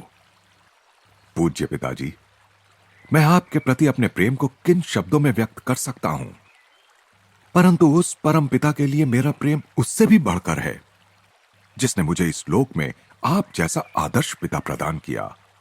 मुझे जाने दीजिए ताकि मैं किसी दिन अधिक दिव्य ज्ञान के साथ आपके पास लौट सकूं। पिताजी की अनिच्छापूर्ण स्वीकृति के साथ मैं वाराणसी के आश्रम में पहले ही पहुंच चुके जितेंद्र के साथ होने के लिए निकल पड़ा। वहां पहुंचने पर आश्रम के युवा अधिपति स्वामी दयानंद जी ने हृदयपूर्वक मेरा स्वागत किया। लंबे छरहरे बदन के चिंतनशील मुखाकृति वाले स्वामी जी के प्रति मेरे मन में अनुकूल धारणा उत्पन्न हुई। उनकी गौरवर्ण मुखाकृति पर बुद्ध समान भाव था। मुझे यह देखकर खुशी हुई कि मेरे इस नए घर में भी एक अटारी थी। भोर और प्रातःकाल का समय मैं वहीं व्यतीत करने लगा। आश्रमवासियों को ध्यानाभ्यास का अत्यल्प ज्ञान था, अतः उनका विचार था कि मुझे अपना सारा समय आश्रम के प्रबंधात्मक कार्यों में लगाना चाहिए। अपराह्न उनके कार्यालय में मैं जो काम करता था उसके लिए वे मेरी सराहना करते थे। ईश्वर को इतनी जल्दी पकड़ने का प्रयास मत करो। एक दिन मैं भोर में अटारी की ओर जा रहा था, तब एक आश्रमवासी ने मेरा उपहास किया। मैं दयानंद जी के पास गया, जो गंगा का दृश्य प्रस्तुत करने वाले अपने छोटे से कक्ष में व्यस्त थे। स्वामी जी, मेरी समझ में नहीं आ रहा है कि यहां मुझसे क्या अपेक्षा की जाती है। मुझे ईश्वर की प्रत्यक्ष अनुभूति की जिज्ञासा है। ईश्वर के अतिरिक्त मैं किसी और चीज से संतुष्ट नहीं हो सकता, ना अच्छे कार्यों के साथ जुड़ने से, ना उनके सिद्धांत से, ना उन्हें करने से। गेरुए वस्त्रधारी स्वामी जी ने स्नेहपूर्वक मेरा कंधा थपथपाया। निकट ही खड़े कुछ शिष्यों को नकली फटकार लगाते हुए उन्होंने कहा, मुकुंद को परेशान मत करो, हमारे तौर तरीके वह सीख लेगा। मैंने शिष्टतापूर्वक अपना संदेह भीतर ही दबा लिया। शिष्यगण कक्ष से बाहर चले गए। डांट का उन पर कोई प्रभाव दृष्टिगोचर नहीं हो रहा था। दयानंद जी को अब मुझसे कुछ कहना था। मुकुंद, मैं देख रहा हूं कि तुम्हारे पिताजी तुम्हें नियमित रूप से पैसे भेजते हैं। वह पैसे उन्हें लौटा दो। यहां तुम्हें किसी पैसे की आवश्यकता नहीं। यहां तुम्हारे नियम पालन में दूसरी बात भोजन से संबंधित है। तुम कितने ही भूखे क्यों ना हो, उसके विषय में कभी किसी से मत कहो। मेरी आंखों में क्षुधार्तता प्रकट हो रही थी या नहीं मैं नहीं जानता, लेकिन इतना अवश्य जानता था कि मुझे भूख लगी हुई थी। आश्रम में दिन के प्रथम भोजन का नियत समय 12 बजे का था। अपने घर में प्रातः 9 बजे ही भरपेट नाश्ता करने का मैं आदी था। 3 घंटों का यह अंतर मुझे दिन पर दिन अधिकाधिक लंबा प्रतीत होने लगा। कोलकाता के वे दिन अब चले गए थे जब 10 मिनट की देरी के लिए भी मैं रसोइये पर बरस पड़ता था। अब मैं अपनी भूख को नियंत्रित करने की चेष्टा करने लगा। मैंने 24 घंटे का उपवास पूरा किया। दुगने चाव और उत्कंठा के साथ मैं दूसरे दिन के मध्याह्न की प्रतीक्षा करने लगा। दयानंद जी की ट्रेन विलंब से चल रही है, उनके आने तक भोजन नहीं होगा। जितेंद्र ने आकर यह दारुण वार्ता मुझे सुनाई। 2 सप्ताहों तक बाहर रहे स्वामी जी के स्वागत सम्मान में अनेक स्वादिष्ट व्यंजन बनाकर तैयार रखे हुए थे। उनकी भूख बढ़ाने वाली सुगंध से वातावरण भर गया था। निगलने के लिए और कुछ भी ना मिल पाने पर अब मैं बीते हुए कल के उपवास के दंभ के अतिरिक्त और निगल ही क्या सकता था। हे प्रभु, कुछ ऐसा करो कि ट्रेन जल्दी आ जाए। मैंने सोचा, किसी के पास भूख का जिक्र न करने की जो निषेधाज्ञा दयानंद जी ने मुझे दे रखी थी, उसमें अवश्य ही वह परमदाता तो शामिल नहीं होगा। परंतु उस परमदाता का ध्यान भी उस समय कहीं और था। घड़ी मंथर गति से घंटों पर घंटे दर्शाती गई। जब हमारे प्रमुख महाराज ने मुख्य द्वार से प्रवेश किया, तब अंधेरा छा रहा था। मैंने आनंदातिरेक के साथ उनका अभिवादन किया। दयानंद जी अब स्नान करेंगे, तत्पश्चात ध्यान करेंगे और तब जाकर भोजन परोसा जाएगा। जितेंद्र किसी अपशकुन सूचक पक्षी की तरह फिर मेरे पास आ गया था। मैं लगभग गिरने जैसा हो गया। निराहार रहना मेरे युवा उदर के लिए नया अनुभव था। पेट में दौड़ने वाले चूहे अब उसे कुतरने लग गए थे और पेट पूरी शक्ति के साथ विद्रोह कर रहा था। अकाल पीड़ितों के जो चित्र मैंने देखे थे, वे प्रेतात्माओं की तरह मेरे सामने से गुजरने लगे। अकाल से वाराणसी में अगली मृत्यु अब किसी भी क्षण इसी आश्रम में होने वाली है, मैं सोच रहा था। संभावित मृत्यु 9 बजे टल गई। खाने का बुलावा जैसे साक्षात स्वर्गीय भोज का निमंत्रण बनकर आया। उस रात का भोजन मेरी स्मृति में जीवन के सबसे सार्थक अवसरों में से एक बनकर स्पष्ट रूप से बैठ गया है। भोजन में प्रगाढ़ तल्लीनता भी मुझे यह देखने से नहीं रोक पाई कि दयानंद जी का मन खाने में नहीं था। वे स्पष्टतः मेरी स्थूल सुखानुभूतियों से ऊपर थे। स्वामी जी, क्या आपको भूख नहीं लगी थी? पेट फटने तक खाकर तृप्ति का सुख अनुभव करता हुआ मैं उनके काम करने के कमरे में उनके साथ अकेला था। हां, भूख तो अवश्य लगी थी, उन्होंने कहा। पिछले 4 दिनों से मैंने कुछ भी खाया पिया नहीं था। मैं ट्रेन में कभी कुछ नहीं खाता, क्योंकि वहां का वातावरण संसारी लोगों के विविध प्रकार के स्पंदनों से भरा रहता है। मेरे संप्रदाय के सन्यासियों के लिए निर्धारित सारे शास्त्रीय नियमों का मैं कड़ाई से पालन करता हूं। आश्रम की कुछ समस्याएं मेरे मन पर छाई हुई थीं, इसीलिए आज रात भोजन में मेरा मन नहीं था। जल्दी भी क्या है, कल मैं ठीक से भोजन करने का ध्यान रखूंगा। वे हंस पड़े। लज्जा के मारे मेरा दम घुटने लगा, परंतु कल की यंत्रणा को आसानी से भुला भी तो नहीं दिया जा सकता था। मैंने और एक बात कहने का साहस किया। स्वामी जी, आपके आदेश से मैं उलझन में पड़ गया हूं। कल्पना कीजिए कि मैं कभी खाना ना मांगू और कोई अपने आप मुझे खाना ना दे, तब तो मैं भूख से मर ही जाऊंगा। तब मरो, इस भयंकर उपदेश ने जैसे वातावरण में विस्फोट कर दिया। यदि मरना ही पड़ा तो मर जाओ मुकुंद। कभी भी यह मत मानो कि तुम भगवान की शक्ति से नहीं, अन्न की शक्ति से जीवित रहते हो। जिसने भरण पोषण के सब प्रकारों का सृजन किया है, जिसने भूख दी है, वह भगवान अपने भक्तों का भरण पोषण भी अवश्य करेगा। कभी यह कल्पना भी मत करना कि तुम चावल से जीवित हो, या रुपया पैसा या लोग तुम्हारा पालन पोषण करते हैं। यदि प्रभु तुम्हारी प्राण शक्ति को वापस ले लें, तो क्या इनमें से कोई तुम्हारी सहायता कर सकेगा? ये सब तो उस भगवान के ही साधन मात्र हैं। क्या इसमें तुम्हारा कोई अपना कर्तृत्व है कि अन्न का तुम्हारे पेट में पाचन होता है? विवेक की तलवार का उपयोग करो मुकुंद। माध्यम की जंजीरों को काट दो और उस सब के पीछे विद्यमान परम कारण को पहचानो। उनके भेदक शब्द मुझे अपनी किसी गहरी मज्जा में उतरते प्रतीत हुए। प्राचीन काल से चली आ रही वह भ्रांति तहस नहस हो गई, जिसके कारण शरीर के आदेश आत्मा को झुका देते थे। वहीं उसी क्षण मैंने परमात्मा की सर्व समर्थता का रसास्वादन किया। आगे के मेरे अविराम भ्रमणशील जीवन में कितने ही अपरिचित शहरों में वाराणसी के उस आश्रम में प्राप्त उपदेश की उपयोगिता को सिद्ध करने के कितने ही अवसर आए। कोलकाता से अपने साथ लाई हुई मेरी एकमात्र निधि थी साधु का वह चांदी का ताबीज, जो मां ने मेरे लिए रख छोड़ा था। वर्षों तक संभाल कर रखते हुए अब मैंने उसे आश्रम में अपने कमरे में सावधानी पूर्वक छुपा कर रखा था। ताबीज रूपी प्रमाण को देखकर मुझे होने वाले आनंद को फिर से ताजा करने के लिए मैंने एक दिन प्रातः उस बंद डिबिया को खोला। सीलबंद लिफाफा तो जैसा का वैसा था, परंतु आश्चर्य, तावीज गायब था। शोकाकुल होकर मैंने हर संदेह को मिटाने के लिए लिफाफा फाड़ कर देखा। साधु की भविष्यवाणी के अनुसार जिस शून्य से साधु ने उसे आमंत्रित किया था, उसी शून्य में वह वापस चला गया था। दयानंद जी के शिष्यों के साथ मेरे संबंध क्रमशः अधिकाधिक बिगड़ते चले गए। मेरी दृढ़ उदासीनता से चिढ़कर सारे आश्रमवासी मुझसे दूर होते चले गए। जिस आदर्श के लिए मैंने अपने घर को और अपनी सारी लौकिक आशा आकांक्षाओं को छोड़ दिया था, उस आदर्श का ध्यान करने की मेरी दृढ़ नियम निष्ठा पर चारों ओर से छिछली तानाकशी होने लगी। दारुण आत्मिक दुख से व्यथित होकर एक दिन भोर में ही मैंने यह निश्चय कर अटारी में प्रवेश किया कि जब तक उत्तर नहीं मिलेगा तब तक मैं प्रार्थना करता ही जाऊंगा। हे करुणामयी जगन्माते, या तो तुम स्वयं ही दिव्य दर्शनों के माध्यम से मुझे सिखाओ, या फिर जिसके माध्यम से सिखाओगी उस गुरु को भेज दो।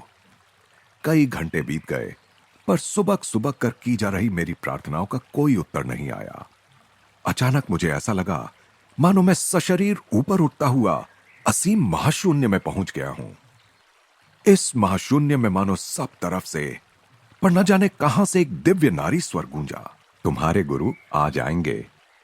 इतने में असीम जगत के उस दिव्य अनुभव को एक निश्चित स्थान से आई तीव्र पुकार ने छिन्न भिन्न कर दिया। नीचे रसोई घर से हबू नाम का एक युवा पुजारी मुझे पुकार रहा था।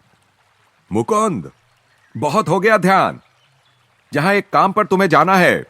कोई दूसरा दिन होता तो मैंने पलटकर जवाब दे दिया होता, परंतु अब मैंने अपना अश्रुसिक्त रो रो कर सूजा हुआ चेहरा पोंछा और चुपचाप उसके पास चल दिया। हबू और मैं वाराणसी में हमारे आश्रम से दूर स्थित बंगाली टोले के बाजार में जाने के लिए निकले। हम बाजार में सामान खरीद रहे थे। सूर्य तप तो रहा था, पर अभी मध्याह्न नहीं हुआ था, इसलिए उसने अपना उग्र रूप अभी धारण नहीं किया था। हम दोनों गृहिणियों, गाइडों, पंडे पुरोहितों, सादे वस्त्र धारण कर रखी विधवाओं, सम्माननीय ब्राह्मणों और वाराणसी में सर्वत्र विचरणशील सांडों की रंग बिरंगी भीड़ में से रास्ता निकालते जा रहे थे। हम आगे आगे बढ़ते ही जा रहे थे कि मैंने अपनी गर्दन घुमाकर एक आसानी से ध्यान में भी ना आने वाली संकरी गली की ओर देखा। गली के छोर पर स्वामियों का गेरुआ परिधान धारण किए एक महापुरुष निश्चल खड़े थे। उन पर दृष्टि पड़ते ही मुझे ऐसा लगा मानो युग युगांतर से मैं उन्हें जानता था। एक क्षण के लिए मेरी प्यासी आंखों ने उनका लोलुपता से पान किया, परंतु फिर मन में संशय जाग उठा। मेरा मन कहने लगा, इस परिव्राजक सन्यासी का चेहरा तुम्हारे किसी परिचित से शायद मिलता जुलता है। स्वप्नदर्शी, चलते चलो। 10 मिनट पश्चात मेरे पांव सुन्न हो गए। ऐसा लगा जैसे दोनों पांव पत्थर बन गए हों और अब मेरा भार आगे ढोने में असमर्थ हो गए हों। बड़े परिश्रम से मैं पीछे की ओर मुड़ा। तुरंत दोनों पांव स्वाभाविक अवस्था में आ गए। फिर पीछे मुड़ने पर पुनः वही विचित्र भारीपन लौट आया। वह महापुरुष मुझे चुंबकीय ढंग से अपनी ओर खींच रहे हैं। इस विचार के मन में आते ही मैंने अपने थैले हबू के हाथ में थमा दिए। वह आश्चर्य से मेरे पांव का नाच देख रहा था। अब वह खिलखिलाकर हंस पड़ा। तुम्हें क्या तकलीफ है? पागल तो नहीं हो गए हो? मेरे मन में तुमुल मचा रही भावना के कारण मैंने कोई उत्तर नहीं दिया और चुपचाप तेजी से चल दिया। मैं ऐसे वापस चला जैसे मुझे पंख लग गए हों और शीघ्र ही उस गली में जा पहुंचा। उस ओर दृष्टि उठाते ही मैंने देखा कि वह शांत मूर्ति स्थिर दृष्टि से मेरी ही दिशा में देख रही थी। कुछ ही उत्कंठापूर्ण कदम मैंने उठाए तो सीधे उनके चरणों में पहुंच गया। गुरुदेव! यह दिव्य चेहरा वही था जिसे मैंने 1000 बार दिव्य दर्शनों में देखा था। नुकीली दाढ़ी और लहराते केशों से सज्जित, सिंह समान मस्तक में स्थित उन शांत तेजस्वी नेत्रों ने प्रायः मेरे रात्रिकालीन विशृंखल ध्यान के धुंधलेपन से ऐसे झांक कर देखा था जैसे उनमें कोई आश्वासन झलक रहा हो जिसे मैं पूरी तरह समझ नहीं पाता था। हो मेरे प्रिय, तुम मेरे पास आ गए। आनंद कंपित स्वर में मेरे गुरु बंगाली भाषा में बार बार यह कह रहे थे। कितने वर्षों से मैं तुम्हारी प्रतीक्षा कर रहा था। निःशब्दता की एकता में हम दोनों एक हो गए। शब्दों का प्रयोजन निकृष्टतम प्रतीत होने लगा। कायल करने वाला संवाद गुरु के हृदय से शब्द रहित सांत्वना बनकर शिष्य के हृदय में समाता चला गया। अपने अंतर्मन में मैं निर्विवाद रूप से जान गया कि मेरे गुरु ईश्वर को जानते हैं और मुझे ईश्वर तक पहुंचा सकते हैं। इस जीवन का अंधकार पूर्व जीवन की स्मृतियों के मधुर अरुणोदय में अदृश्य हो गया। रोमांचक समय, भूत, वर्तमान और भविष्य काल चक्र पर चक्राकार घूमते दृश्य हैं। सूर्य इन पवित्र चरणों में मुझे पहली बार नहीं देख रहा था। मेरा हाथ पकड़कर मेरे गुरु मुझे काशी के राणा महल क्षेत्र में स्थित अपने डेरे पर ले गए। उनका बलवान शरीर दृढ़ कदमों से आगे बढ़ता था। इस समय उनकी आयु लगभग 55 वर्ष की थी, परंतु उनकी लंबी और सीधी देह में युवकों की सी चपलता और कार्यक्षमता थी। उनकी काली विशाल सुंदर आंखों में अथाह ज्ञान का तेज था। हल्के से घुंघराले केश उनके रौबीले मुख को सौम्यता प्रदान कर रहे थे। उनमें शक्ति और सौम्यता का सूक्ष्म संगम था।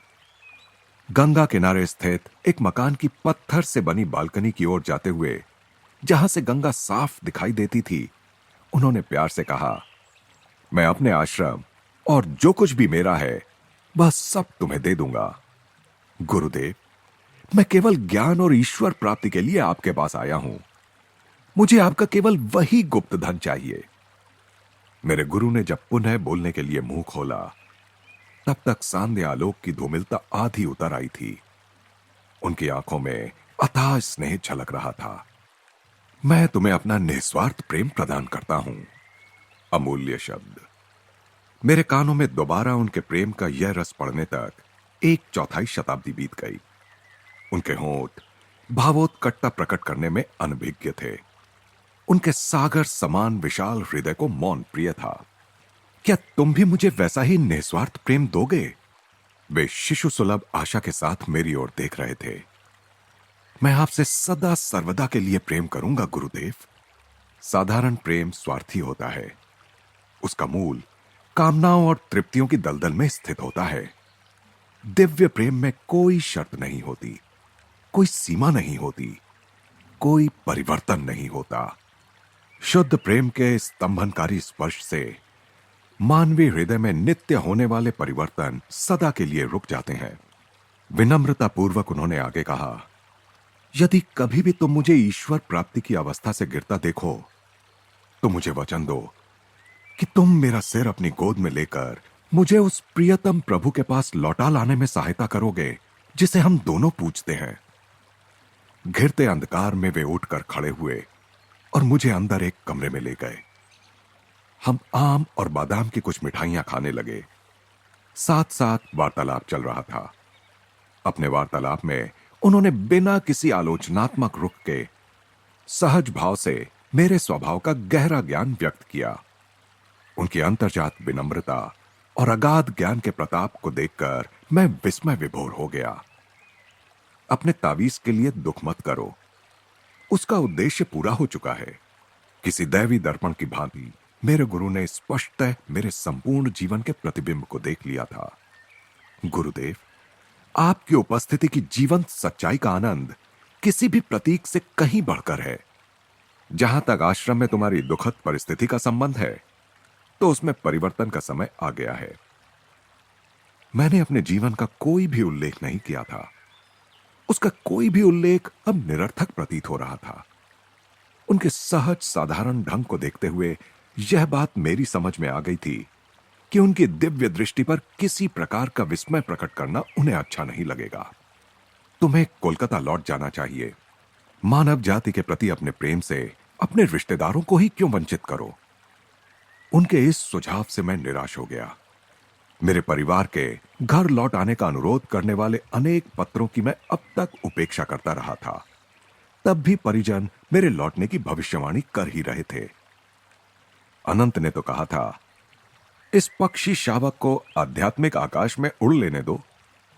वहां के भारी वातावरण में इसके पंख थक जाएंगे, तब हम इसे घर की ओर नीचे झपट्टा मारते और अपने पंख समेटकर चुपचाप अपने पारिवारिक घोंसले में आराम करते देखेंगे। उत्साह भंग करने वाली यह तुलना मेरे मन में अभी ताजी थी और मैं कोलकाता की दिशा में कोई झपट्टा ना मारने के लिए कृत संकल्प था। गुरुदेव, मैं लौटकर घर नहीं जाऊंगा। परंतु मैं आपके साथ कहीं भी आने के लिए तैयार हूं। कृपा करके मुझे अपना नाम और पता बता दीजिए। स्वामी श्री युक्तेश्वर गिरी। मेरा मुख्य आश्रम श्री रामपुर में रायघाट लेन में है। यहां मैं केवल थोड़े दिनों के लिए अपनी मां से मिलने आया हूं। भगवान की अपने भक्तों के साथ गूढ़ लीला देखकर मैं हैरान था। श्री रामपुर कोलकाता से केवल 12 मील दूर है, फिर भी उस इलाके में कभी मुझे अपने गुरु की झलक नहीं मिली। एक दूसरे से मिलने के लिए हमें यात्रा करके लाहिड़ी महाशय की स्मृतियों से पुनीत प्राचीन नगरी काशी आना पड़ा। इस नगरी की धरती को बुद्ध, शंकराचार्य और अनेकानेक योगियों, अवतारों की चरण ब्रज ने भी पवित्र किया है। तुम 4 सप्ताहों में मेरे पास आओगे। श्री युक्तेश्वर के स्वर में पहली बार कठोरता आ गई थी। अब जबकि मैंने तुम्हें अपने चिरंतन प्रेम के बारे में बता दिया है और तुम्हें पाने पर अपना हर्ष प्रकट कर दिया है, तो तुम मेरे अनुरोध की अवहेलना करने पर तुले हुए हो। अगली बार जब हम मिलेंगे तब तुम्हें अपने में मेरी रुचि को पुनः जागृत करना पड़ेगा। मैं आसानी से तुम्हें शिष्य रूप में स्वीकार नहीं करूंगा। मेरी कठोर शिक्षा के आज्ञा पालन द्वारा तुम्हें संपूर्ण समर्पण करना होगा। मैं दुराग्रह पूर्वक चुप रहा। मेरे गुरु ने शीघ्र ही मेरी समस्या को पहचान लिया। तुम समझते हो कि तुम्हारे रिश्तेदार तुम पर हंसेंगे। मैं लौट कर नहीं जाऊंगा। तुम 30 दिन में लौट जाओगे। कदापि नहीं। इस वाद विवाद से उत्पन्न तनाव में कोई कमी नहीं आई। मैंने उनके चरणों में आदर पूर्वक प्रणाम किया और वहां से चल दिया। अर्धरात्रि के अंधकार में आश्रम की ओर चलता हुआ मैं सोचता जा रहा था कि हमारी इस अद्भुत भेंट का अंत इतना बेसुरा क्यों हुआ। माया का तराजू प्रत्येक आनंद के साथ समतुल्य दुख भी तौल देता है। मेरा किशोर हृदय अभी मेरे गुरु की रूपांतरकारी अंगुलियों के लिए पर्याप्त रूप से मुलायम नहीं बना था। दूसरे दिन सुबह मैंने देखा कि आश्रम वासियों का मेरे प्रति द्वेष भाव और भी अधिक बढ़ गया है। वे नित्य अशिष्टताओं से मुझे दिन भर सताने लगे। इसी प्रकार 3 सप्ताह बीत गए। फिर दयानंद जी एक सम्मेलन में भाग लेने के लिए मुंबई चले गए। मुझ अभागे के सिर पर जैसे पहाड़ टूट पड़ा। मुकुंद परजीवी है। आश्रम की सुविधाओं का तो लाभ उठा रहा है, पर बदले में आश्रम के लिए कुछ नहीं करता। एक दिन मुझ पर चल रही यह टीका टिप्पणी मेरे कानों में पड़ी तो पहली बार मुझे खेद हुआ कि मैंने सारा पैसा पिताजी को वापस भेज देने के आदेश को मान लिया था। भारी हृदय से मैं अपने एकमात्र मित्र जितेंद्र के पास जा पहुंचा। मैं आश्रम छोड़कर जा रहा हूं। जब दयानंद जी लौट आए तो उनके चरणों में मेरा प्रणाम कहकर मेरी ओर से क्षमा मांग लेना। मैं भी यह आश्रम छोड़कर आ रहा हूं। यहां मेरे ध्यान करने के प्रयासों पर प्रतिक्रिया का हाल भी तुम्हारे जैसा ही है। जितेंद्र निश्चय पूर्वक बोल रहा था। मैं एक ईश्वर प्राप्त संत से मिला हूं। चलो हम उनके पास श्री रामपुर चलते हैं। और इस प्रकार पक्षी कोलकाता के संकटजनक रूप से निकट नीचे झपटने की तैयारी कर रहा था।